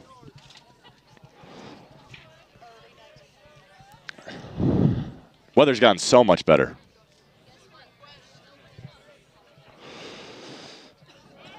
Grover with the count full. He steps off again. Does not want to throw this pitch to Smith, and I wouldn't want to either. Full count, 1 out. Catcher calls time now. So this is football. They just used every one of their timeouts. You only get 3. Yeah. Instead, a full count for Smith. Grover kicks and deals. Cut on a miss. Strike 3. High cheddar from Grover. Gets Smith swinging. That brings up the lefty, R.J. Wilson.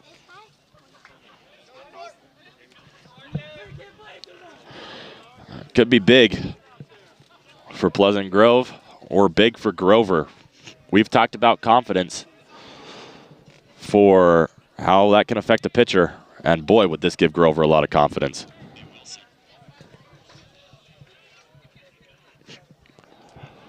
That one's in the dirt, 1-0.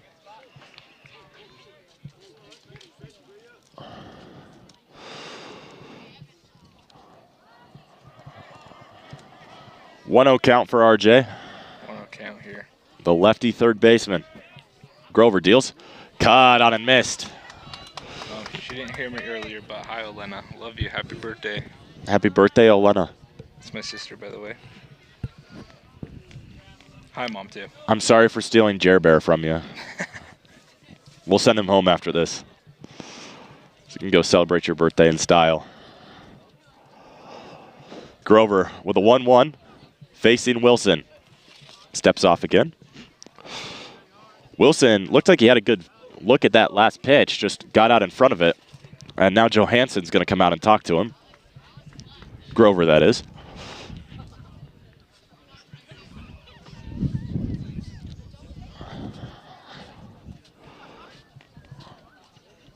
But yeah, the weather is good now. Oh, so much better. And I thought when it was raining too, I thought it was warm too. Honest, it was like Yeah, a I warm said rain. that. Yeah. I'm gonna be. I said I was like, if it's not raining, like It's still, It would not be bad weather. It's not cold. It's not nice, or it Yeah. wasn't nice. Grover deals. High and tight, Wow. 2-1. Way up there. So in the race for, well, in the region race, it's the top of the 7th. American Fork is up 1-0. They'll win the region no matter how this game ends. Yeah. No matter what. Westlake will finish last in the region no matter what. Lone Peak will finish 5th in the region no matter what. Grover gets in the dirt. Runners will advance. 2 in scoring position now. This game and the Lehigh game are the 2 that matter. Pleasant Grove has a chance to finish 2nd, 3rd, or 4th in region. Same, Lehigh can finish 2nd or 3rd. Skyridge can finish 3rd or 4th. If Pleasant Grove loses this game, they finish. It will go Lehigh, Skyridge, Pleasant Grove. If Pleasant Grove wins this game and Lehigh wins their game, it'll go Lehigh, Pleasant Grove, Skyridge. If Pleasant Grove wins this game and Lehigh miraculously loses to Westlake, it will go Pleasant Grove, Lehigh, Skyridge. So a lot of chances for a lot of stuff to happen. But that being said, Westlake hasn't won a region game all year. So We're rooting for your Westlake. I know I said during the series you didn't have Mamba mentality, but you know what? Hope you guys have it. payoff. Wilson's walk. They check on 3rd. Brady's back in time. Wilson threw his bat. Yeah, he did. So that brings up Tua Wolfgram. Boy, is the table set. Fine china, gold silverware And here comes a mound visit. for Tua Wolfgram. There's nobody in the bullpen for the Falcons. Looks like this is Grover's man. We'll see if Wolfgram extended his hitting streak in the 1st inning. It's now a 9-game hitting streak. Are they going to intentionally walk him with the bases loaded? I don't blame them if they do. I'm going to be completely honest. I should be probably filming this, but I already put my camera away. I think Tua would be pretty mad if something happens and you aren't filming. That's okay. I'm sorry, Tua, in advance. Just trying to enjoy this and go celebrate her birthday. So the question is, oh, now Skyridge. Coach Henry.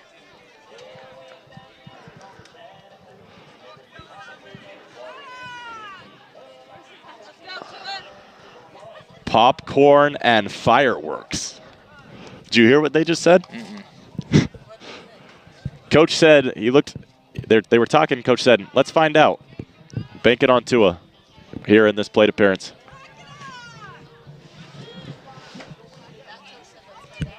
No, Coach Henry told him, trying not to have him walk him.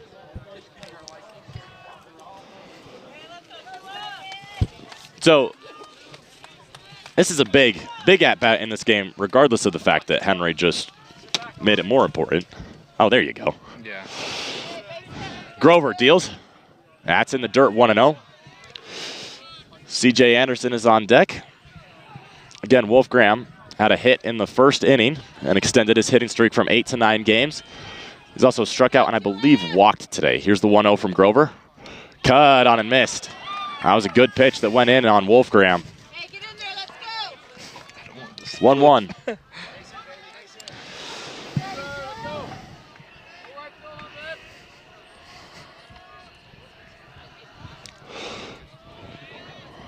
Grover steps off. And that brings Johansson up. I do have a question. How is that not a balk? Yeah. Because it looked like he had stepped forward. I think Coach Henry asked the second base ump, and he said that it was the catcher who called time. Regardless, it's a 1-1 count with 2 outs here in the top of the 5th inning. It's Brady on 3rd, Baxter on 2nd, Wilson on 1st. Grover deals. There's a strike, 1-2. On the edge with 2 strikes, Wolfgram is known to do damage. Had 2 shots yesterday. Grover kicks and deals. That one's sent to left center field. That ball is high. It is far. And it hits off the warning track. I was a little jump happy, but Wolfgram clears the bases. It's a 3-run, 2-out double. Wow. Coach Henry banks on his player, and boy, does it work out. It's 8-3 Vikings. Wolfgram stands off second.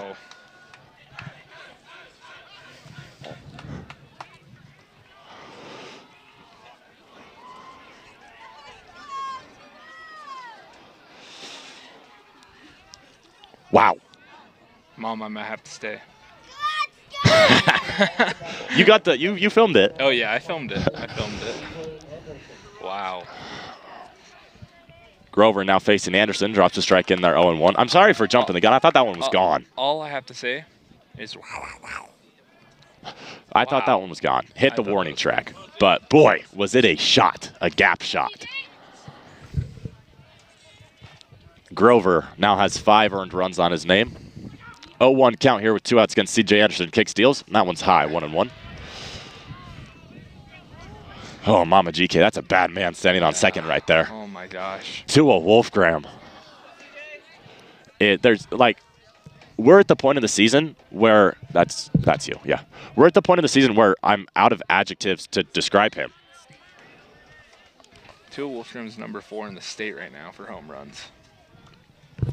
I'm out of words to explain how good he is. 8 home runs? I just don't know what else to say. Here's the 1-1. 2-1, excuse me. Now it's a 3-1 for Anderson. I think for the playoffs, instead of trying to come up with words to say about Tua, you should just create like a big highlight reel. So whenever I need to say something good, I can just like play a clip. Yeah. Because I'm out of things to say. Like, there's exceptional, there's amazing, there's a D1 commit, there's... Yep. Anderson walks. Runs on first and second now with 2 outs for Mason Henry. I just put away and my camera. It looks like that's going to evoke a pitching change. Grover's day is over. He goes 2 2/3 and gets 2 outs into the 5th inning. 5 earned runs against him, but it was Tua Wolfgram's left center field double that cleared the table. And it's 8-3 Pleasant Grove.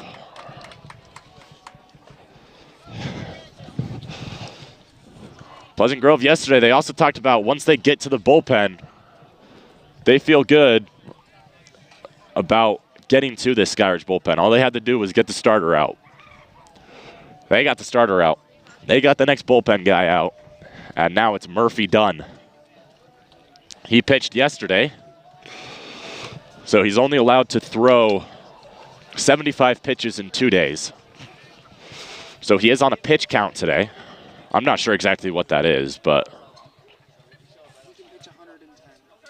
you can pitch 75 in 2 days. He pitched yesterday.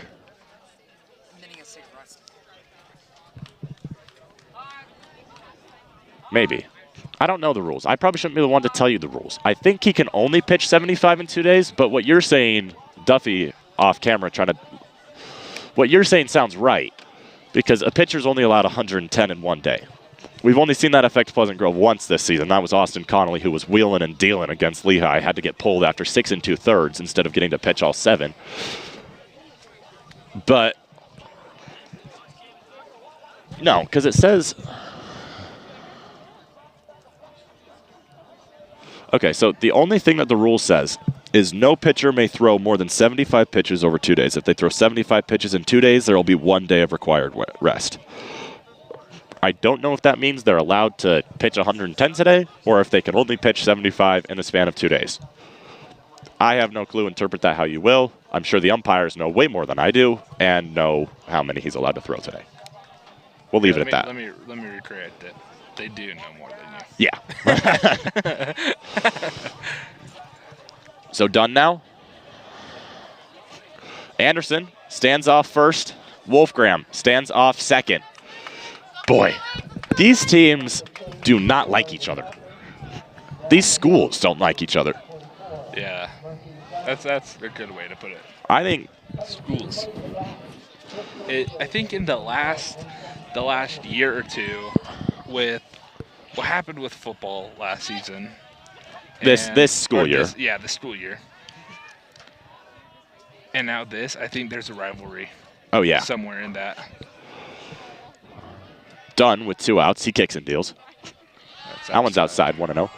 So, I mean, in the same way that in sports, I mean, you don't like anyone in sports. Yeah. But, I mean, PG really doesn't like anyone in the region, but more so, this is a fun thought experiment as Henry goes foul. Skyridge, Lone Peak, American Fork, rank them as rivals. I'm going to put, I think there's different aspects The of whole school mentality, not you in your head. Well, I mean, yes, you in your head, but I'm saying, like, if you have a friend at American Fork, so you're like, oh, I like American Fork, don't factor that into it. Think of it as like school versus school. That's the point I'm trying to make. I think there's school. Okay.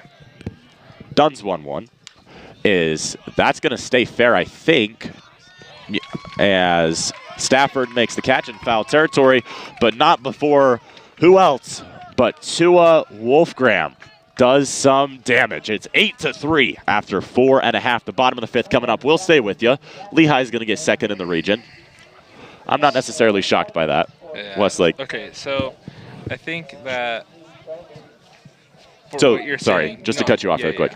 These two teams are now playing for 3rd. Winner gets 3rd, loser gets 4th. I don't think it really matters now. I mean, all teams really care about is getting 1st. If you don't get 1st, you lose, basically. But these two teams are now playing for 3rd in the region. Yeah. I apologize for cutting you off. Continue. No, you're good. So I think it's not. I'm going to say this. It's not ranked like 1, 2, 3. I think it has like sports-wise. So basketball is Lone Peak. Yeah. AF is baseball. And Skyridge is football. I think I'm gonna make a claim. But ranked? Yeah. I think it would go AF, Lone Peak, Skyridge. Let's hear yours. See, the biggest rivalries are the ones that are truly the most competitive. I'm trying to say this in the nicest way as a PG fan. The AF rivalry, as it stands currently, is not competitive in the kindest way possible. Across the 3 sports that I've broadcast this year, we went a combined 0-6 against American Fork. So, in all honesty, I struggle calling that one a rivalry. I will be honest. So would you put Lone Peak up there? I put American Fork at 3rd. Okay. Because I think this year it's Skyridge, honestly. To put it straight, they kill us. Yeah. I mean, they were one of 3 losses in football. We had an amazing football season. And basketball played them close. And baseball played them close for 2 games.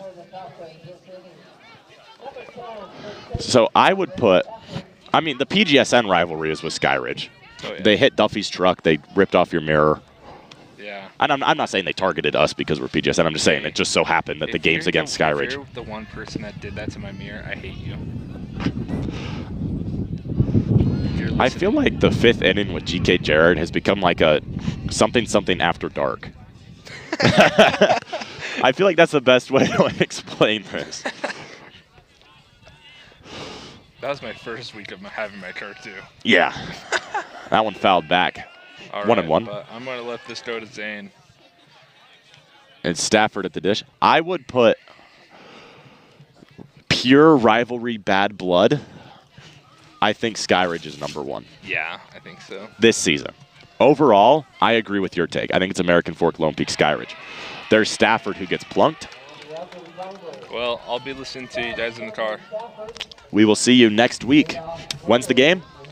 Thursday, 4 o'clock. Yeah, Thursday at 4 o'clock. See you guys. We'll see you next week, GK. Had to leave early. Happy birthday, Olena. How old is she turning? Enjoy your 8th birthday.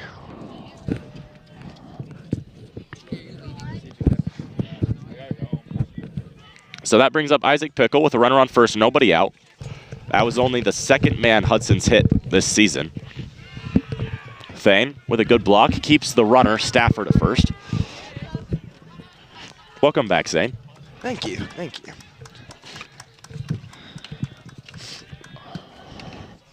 Banks looks over at Stafford, who leads off first. Now he deals the 1-0 to Pickle. Count moves 1-1.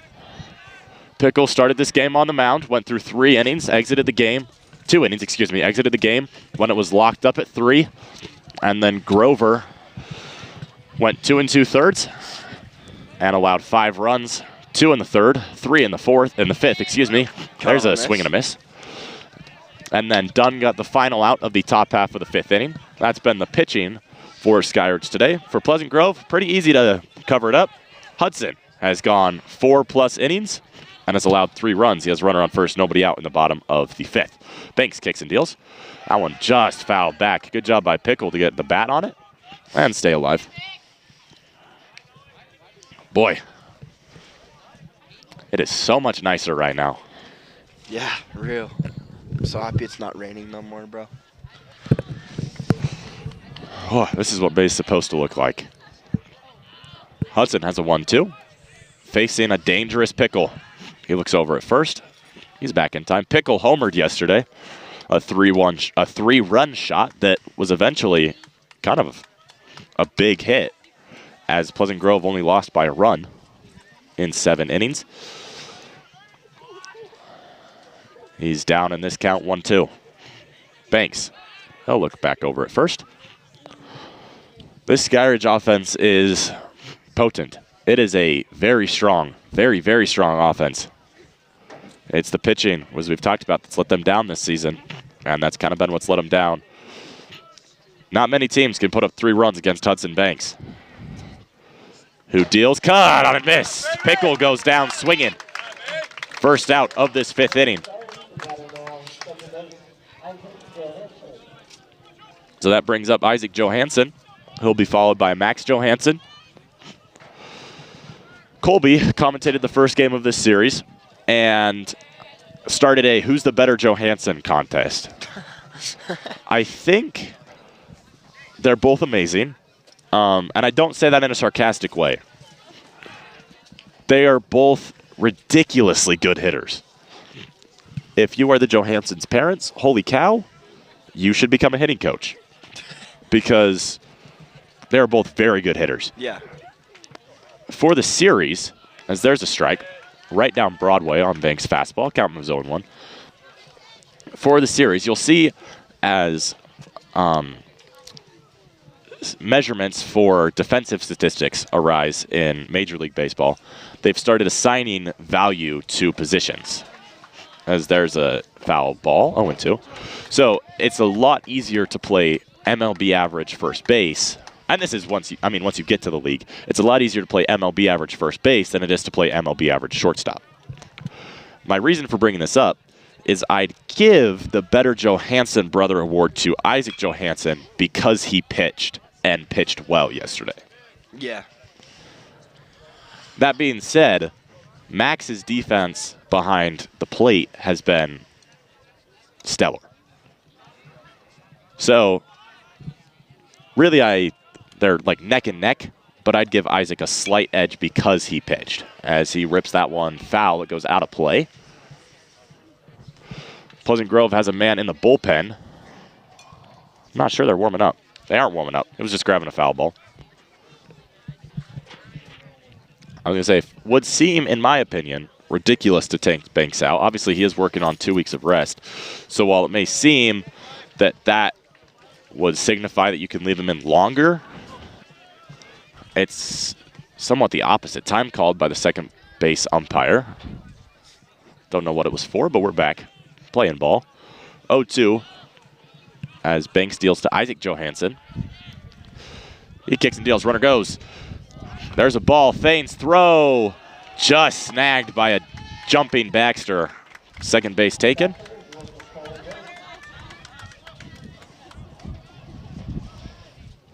So a 1-2 count to Johansson at the plate. As Thane's going to go talk to Hudson.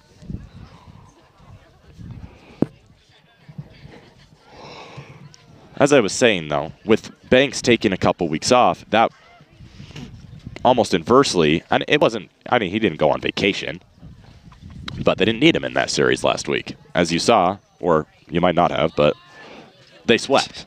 I mean, they got that sweep there. So Banks wasn't needed last week. And so maybe on a little bit of a shorter leash today, as you want to make sure that his arm is going to be healthy for next week's game. Yeah, and that's when we're going to need him the most, too, is next week's game. Do or die. Best 2 out of 3 next week. Loser's season is over.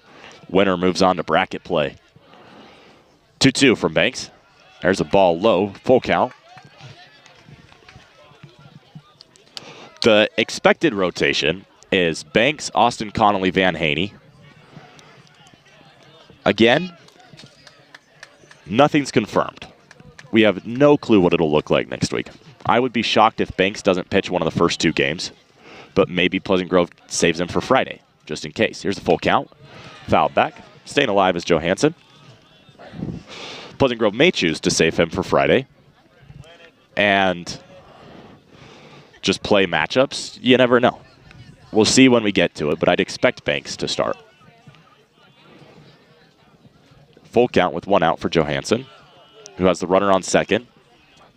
Down 8-3 in this game. Banks deals. There's a ball. Runners on first and second now. Now it's Johansson's turn for a big bat flip as he walks. He copies Wilson.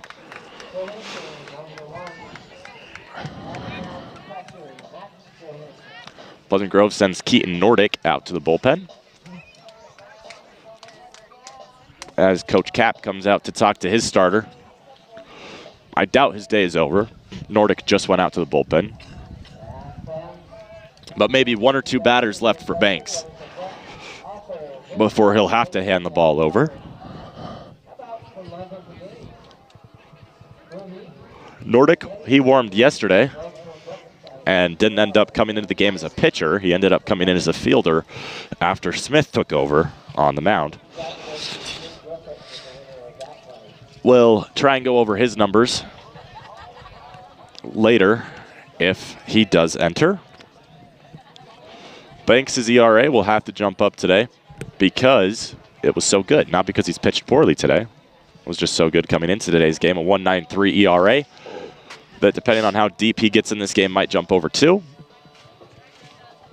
I don't think Banks is worried about the ERA number as much as he is about just winning this game. But 1 out here in the bottom of the 5th inning. Runners on first and second.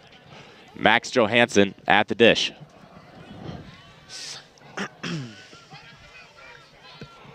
Banks looks in, kicks and deals. There's a strike, 0-1.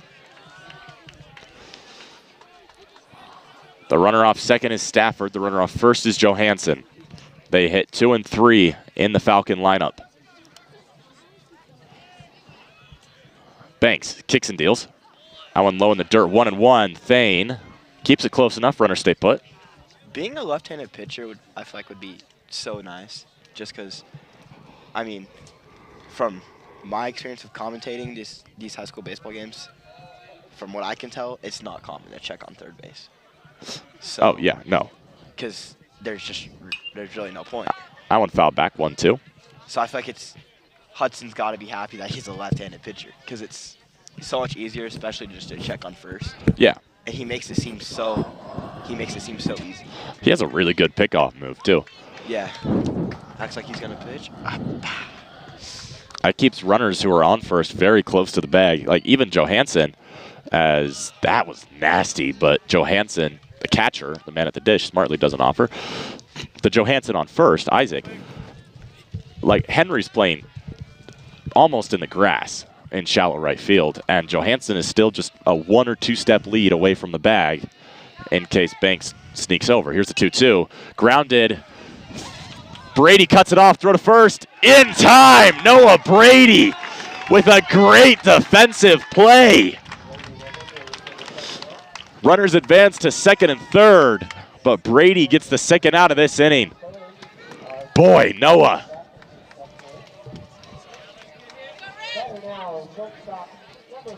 He might be forcing coach's hand to keep him in this lineup, as today's the last day in game action that these players have to audition to be in the starting lineup for the playoffs. 2 outs, Banks steals, foul back, out of play by Rip Roberts. And some of these guys are shoo-ins to the lineup, but guys like even Baxter may be a fringe starter. He's been in and out of the lineup. I think he's earned his way in. Brady has been put in the lineup after they moved Smith to center. Roberts fouls that one back as well, 0-2. Please don't hit my car. But you have to think that Brady has kind of earned his spot to play in the first game of the playoffs with both the bat and the glove, as we saw him flash the leather there. There's the 0-2 from Banks. Foul back just barely. Roberts stays alive. Continues with the 0-2 count. Let's give you the manager hat, or let's say we give you the manager hat. What do you change, if anything, from today's lineup for game 1 of the playoffs next week?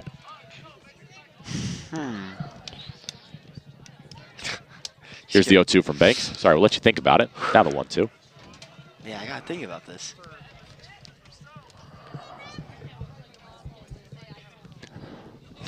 As some baseballs delivered from the Falcon dugout.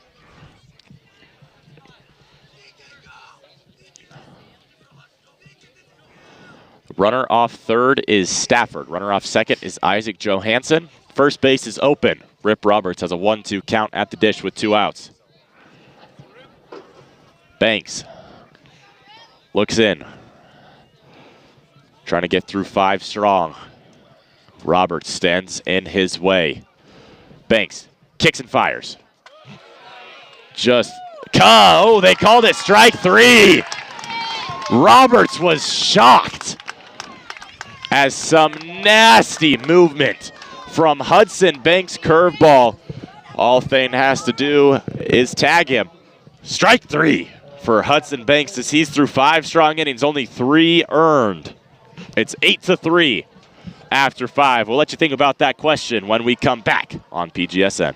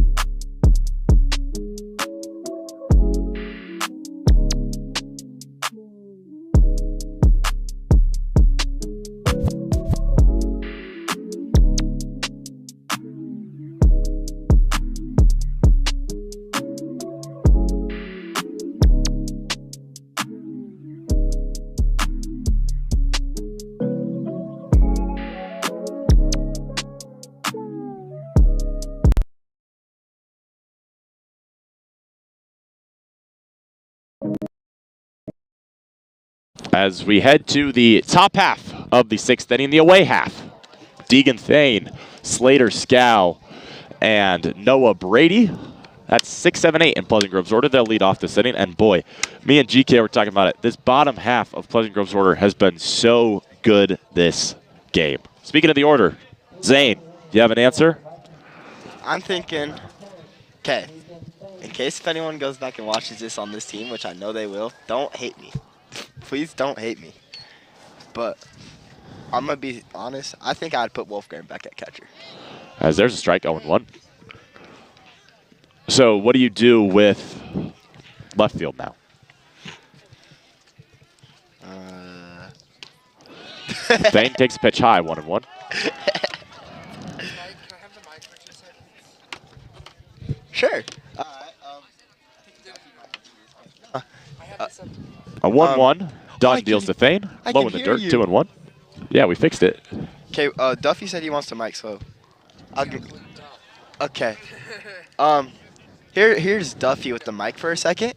Dunn drops a strike in there, 2-2. Dunn on Thane. Okay, Duffy said that he was gonna. So, Zane, what do you... We'll wait after this pitch. This is a big one. Dunn's 2-2. With nobody out, Thane calls time. What do you do with left field?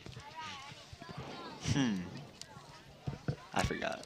You've got options. I mean, there's Bennett, there's Robinson, there's Dunn, who's played out there. I'm just trying to think based off previous games. Pitch outside, counts full. There's a Talon Page, there's Rex Harward. There are a lot of options you have. I might, honestly, maybe put Bennett out there. But Dunn's full count, facing Thane. Kicks, deals. That one popped back foul. It goes out of play. That netting needs to be fixed. That's like dangerous. yeah. And Duffy's car already got hit, so. I mean, you can't change that, really. Dunn deals. Strike 3. That umpire was not very loud about Banks' strikeout at the end of the bottom half of the 5th or Thane's strikeout in the top half of the 6th, but both of them Ks. Thane heads back to the dugout. Dunn sends him back. So I guess Duffy's car never got hit.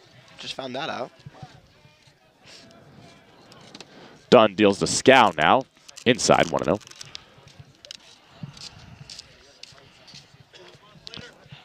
But yeah, I think I would put Bennett back at outfield and put Tua. Scow rips that one down the left field line. It hits off the top of the wall. Scow pulls into second with a 1-out double. Boy, is he looking good. It's good to see Slater Scow getting it going after he struggled throughout the season. It would be great to see Scow as the guy who's in the outfield, and you know he's going to perform every day. Yeah. Would love to see that. But going back to your question, I think you got to do what you got to do for outfield. But I think I would want Tua back at catcher. Done. Brady rips that to third. Not fielded cleanly. Brady doesn't beat it out. Good job by Pickle to stay with the play, get the second out. Well, you asked me this question. I'm going to ask you the same question. I think I agree with you. But when it's a lefty on the mound, I'd put in Robinson. When it's a righty on the mound. So when it's a lefty on the mound, I agree with you. I'd put Wolfgram in at catcher, and I'd put Robinson in instead at left. But otherwise, I'd keep it exactly the same for game one. If it's a lefty, I'd just move Wolfgram into catcher. Baxter rips that one down the left field line. It's just foul. If it's a righty on the mound, I think I'd keep it exactly the same. Yeah, I agree with that. I don't think I would want to change anything, but I would probably want Tua at catcher if that was what I was going to change. Time is called. Also, no one hate me on this team, please. It's all just opinion. I mean, you never know what's going to happen, and you never know the inner workings of the team and the players, and Baxter fouls that one back, 0-2. I think if we ever play here again, Alan, we should park farther back. Here's the 0-2 for Dunn. Also, Duffy said he wants to mic at the 7th inning, so. That one's high, 1-2. He might be talking during the 7th inning. We're close. We're in the top of the 6th. It's Pleasant Grove 8, Skyridge 3. 1-2 count on Baxter. Scow leads off second. He ripped a double down the left field line. Baxter rips that one to short. Fielded cleanly by Roberts. Throw on to first is in time. Good scoop by Stafford. Working around a Slater Scow double. Pleasant Grove goes down in order other than that as we head to the bottom of the 6th inning. It stays 8-3 as it's going to be, it looks like it might be Keaton Nordic who's going to come out for this 6th inning. Nobody's emerged from Pleasant Grove's dugout yet to take the mound. It is Keaton Nordic. So Banks' day is over after 5 innings. He allows 3 earned in the final start of the regular season. He had a rough second inning. Otherwise, Banks extremely sharp. One thing I do want to focus on is how big of a tone setter that is. We were talking about how Pleasant Grove starters have been hit around this series. First Van Haney, then Austin Connolly, and the bullpen's been in a similar state. And Banks really set the tone. We talked about how he needed to set the tone, and through 5 innings only allows 3 earned and exits with a 5-run lead. Should we just talk about this weather now, dude? Holy crap. Yeah, this is what I was expecting for today. I'm so happy it warmed up. Are you happy it warmed up, Duffy? I'm enjoying the warmer weather. I think Duffy wanted it to be cold. I asked him. He just shrugged his shoulders. Pleasant Grove looks like they're keeping everything the same defensively. Not that they have a reason to change it. The only difference is Nordic comes in for Banks. Salcido will lead off this inning. And then it looks like Skyridge is going to go to the bench. Looks like McCoy Morris is going to get pinch hit for. And the pinch hitter replacing Morris is on deck. First, Nordic deals. Bunt shown, 1-0. Pulling back in time is Salcido. Miles Robinson is pinch hitting for McCoy Morris. He's on deck. Here's the 1-0 from Nordic. That one skied foul, 1-1. That one's going to go to the softball field. Nobody's there, which is a good thing. Yeah. I wanted to give a little bit of a around Viking sports, the volleyball team. The boys volleyball team, 23-5. The regular season finished up. Salcido takes first, says he got hit. Regular season is over for the Pleasant Grove volleyball team. They'll play Copper Hills tonight. Next week. Excuse me, a week from today. In the first round of the first ever 6A boys volleyball tournament in the state of Utah. 23-5 on the season, 6-4 in region. The most impressive part about this Pleasant Grove team, 142nd nationally. Second in the state. As there's a strike to Robinson.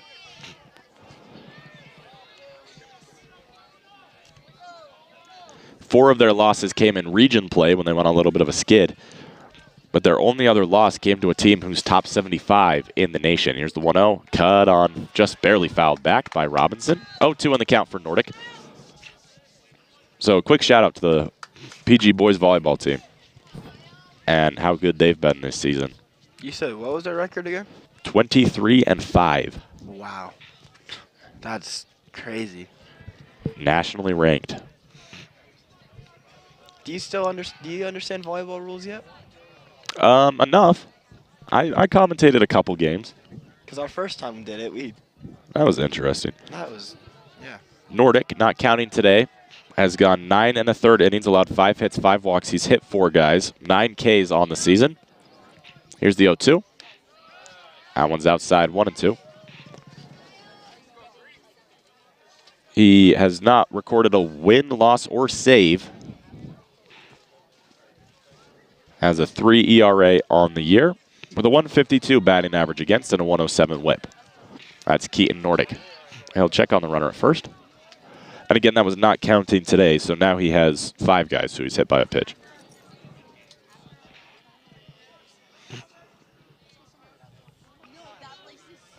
Nordic, now a righty on the mound for Pleasant Grove. He kicks and deals. Runner goes, Thane, throw, good pop. But the runner is in at second. That's Salcido, who's now in scoring position.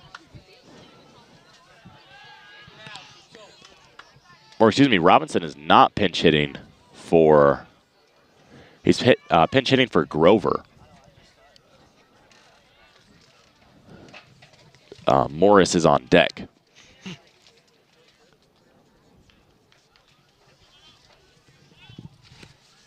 As Grover, okay, technically I think he's pinch hitting for Dunn, the pitcher. But it was Grover, the last man who came up in this spot. Nordic has a 2-2 on Robinson. He kicks and deals. Cut on a miss. Strike 3. Keaton Nordic with a nasty movement on that off speed. Picks up the first out and the first K of this 6th inning. That brings up McCoy Morris. He'll be followed by Savage.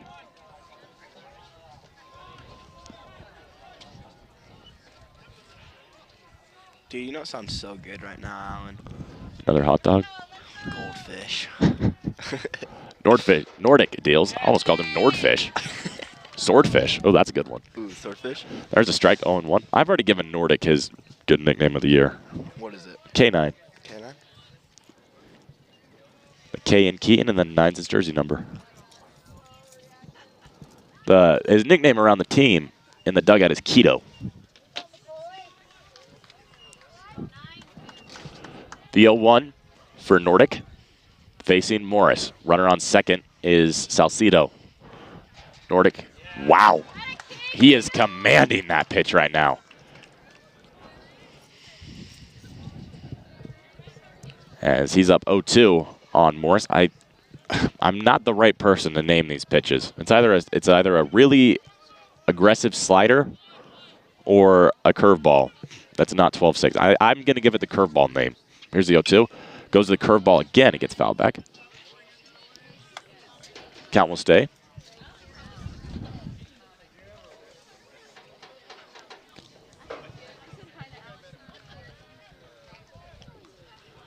Oh, 2 count. If Skyridge wants to rally back, this could be a big inning for them.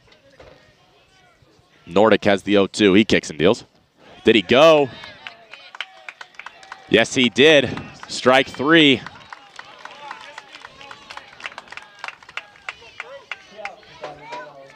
As Morris heads back to the dugout, the second strikeout of the inning for Nordic. W's in the chat. So that brings up Cruz Savage, the leadoff man, who was honored for his senior night today. There's a strike by Nordic. It's that same curveball. He's hit that spot multiple times.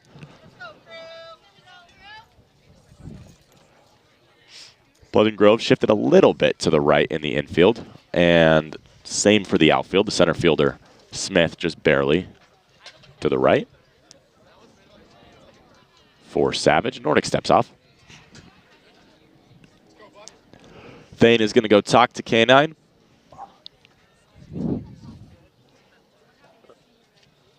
Skyridge honored their seniors before today's game. Isaac Pickle, Isaac Johansson, Cruz Savage, and there was one more, I believe. That's all that it shows on Max Preps. But that could be incorrect because on Max Preps it also shows that Savage is a sophomore. So you never know. Nordic's 0-1 with 2 outs. He kicks and deals to Savage. Cut on a miss. That was a pitch in the dirt. That's how good that curveball is. Savage on the ropes. 0-2.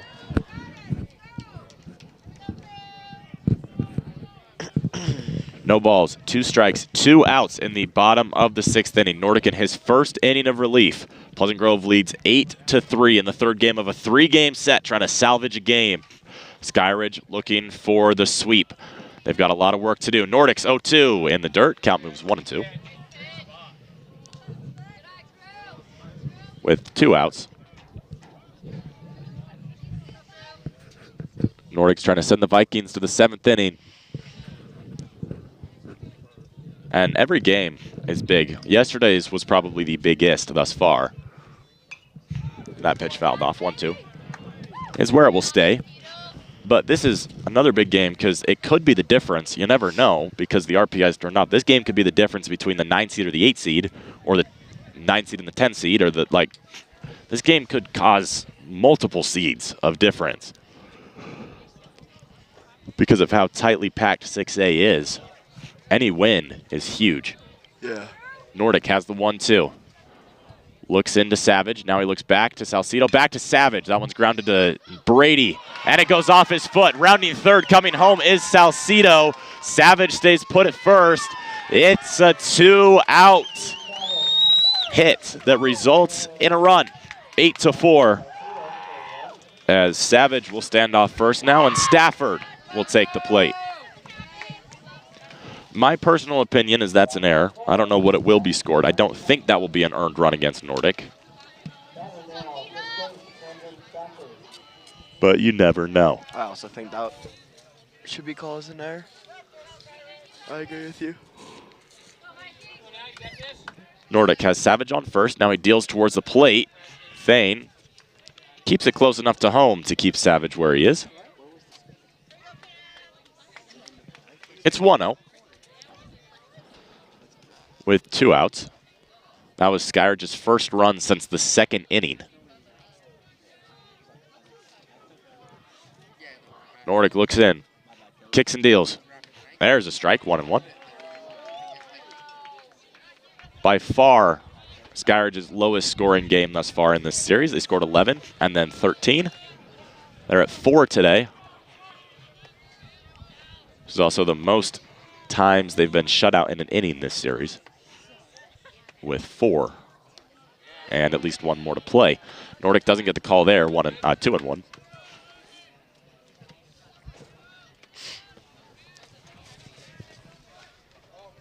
Can't see Pleasant Grove's bullpen from here. If I had to guess, I'd say it's probably empty, but I guess we'll just figure out later. Checking on Savage, who's back in time.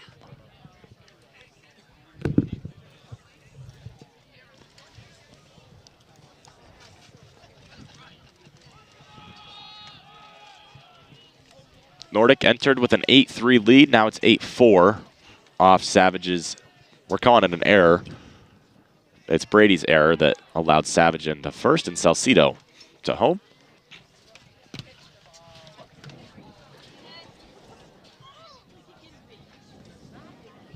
Nordic has been good all season in relief,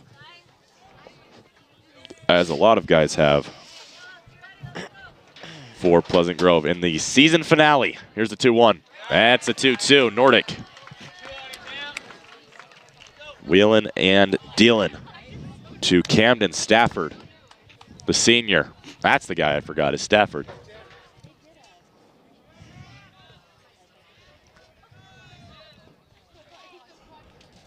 Nordic has a 2-2 count. Facing back-to-back seniors. Looks over to first. And Savage is back in time. Pleasant Grove trying to return the favor of Skyridge spoiling their senior night. Both teams did a senior night ceremony in weather. Pleasant Grove's was in snow after the game. Skyridge is in rain before the game. Here's a 2-2 from Nordic. Runner goes. Doesn't get the call at the plate. And gets the tag at second.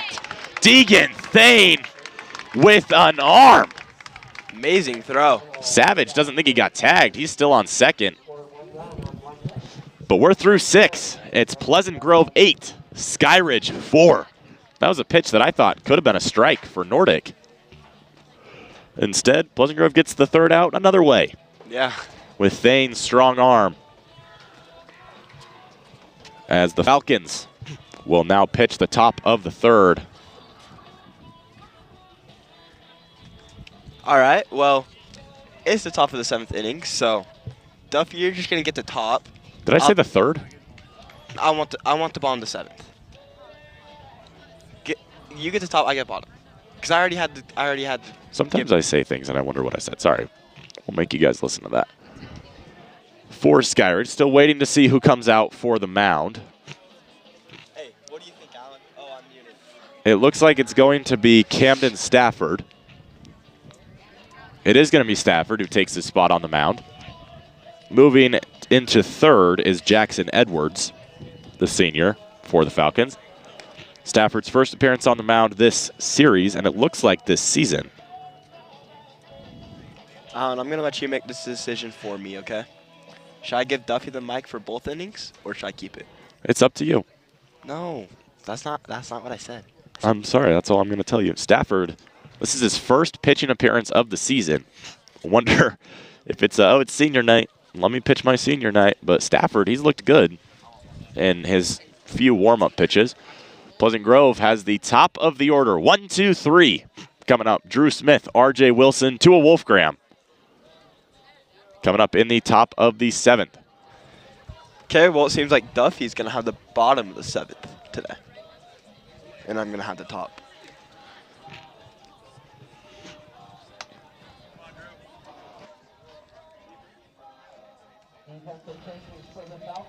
Smith, the center fielder. The new center fielder, really. And the righty will be the first man to face Stafford.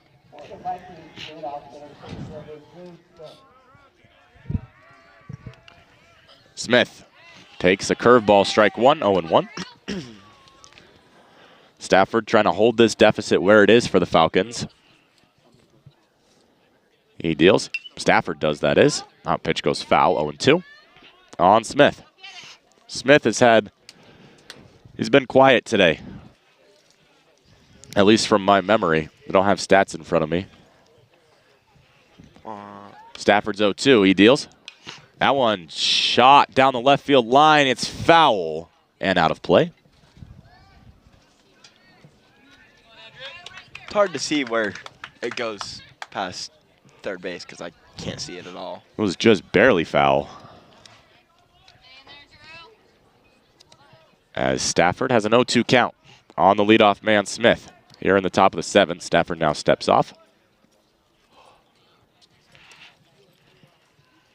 Looks in, kicks and deals. That one's in the dirt by Smith's toes, 1-2.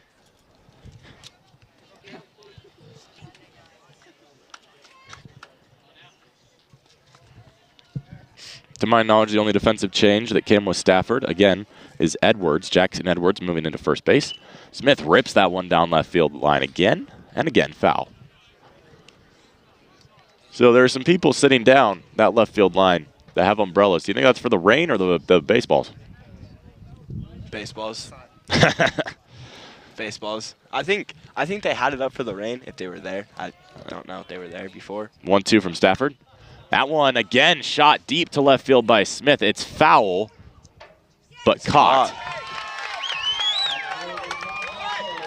Smith was just early on everything, but made good contact. As that brings up the left-hander, R.J. Wilson, facing the righty, Stafford. With one out here in the top of the 7th. Tua Wolfgram on deck. Wolfgram, kind of the hero of today's game, as he, typically has become. With one out, Wilson takes strike 1, 0-1, with a bases loaded, bases clearing double in the top half of the 5th that gave Pleasant Grove their 6th, 7th, and 8th runs. Here's the 0-1 from Stafford, high and away, 1-1.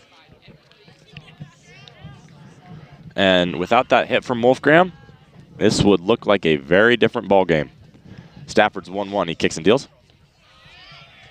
There's a strike, 1-2.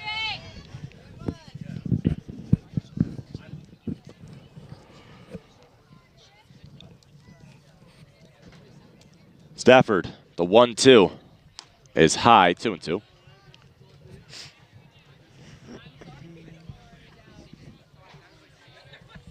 Skyridge will likely, all but for sure, have home field advantage for their super regional matchup next week.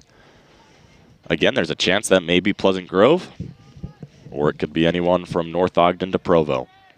As the 2-2 is skied to deep right field. Maybe not as deep as I originally thought.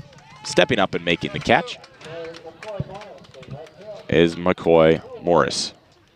That was not McCoy Morris. That was Mac Fowers. That brings up Tua Wolfgram with 2 outs. To face Camden Stafford. After 2 flyouts from Smith and Wilson. The right-handed catcher who's playing in left field today, Wolfgram, steps in. Outfield is playing way deep. Stafford deals. That one lined to left center field. Coming on and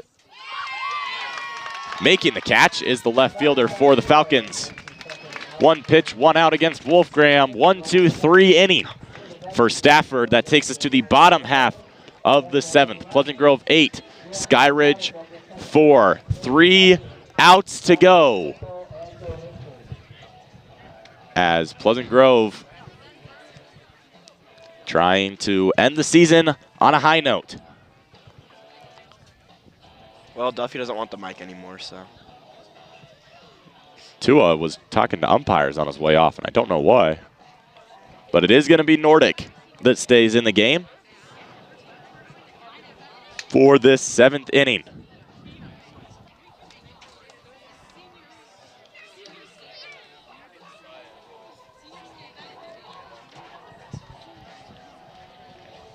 Nordic will face Stafford to open up the inning. Stafford was at the dish when Savage got thrown out at second to end the bottom half of the 6th. And following Stafford will be Pickle and then Johansson. And then the other Johansson, if any of them get on. That's Isaac to Max. A lot of seniors in that mix. Stafford, Pickle, and Johansson are 2, 3, 4 in the Skyridge order. 1, 2, 3 in this inning. They're all seniors, all graduating together. Nordic will try and extinguish them to give Pleasant Grove the win. Pleasant Grove's kind of been in control this entire day. After 2 innings, it was 3-3, and then it's kind of been all Vikings since then. They've outscored the Falcons 5-1. Yeah. Since the 2nd inning.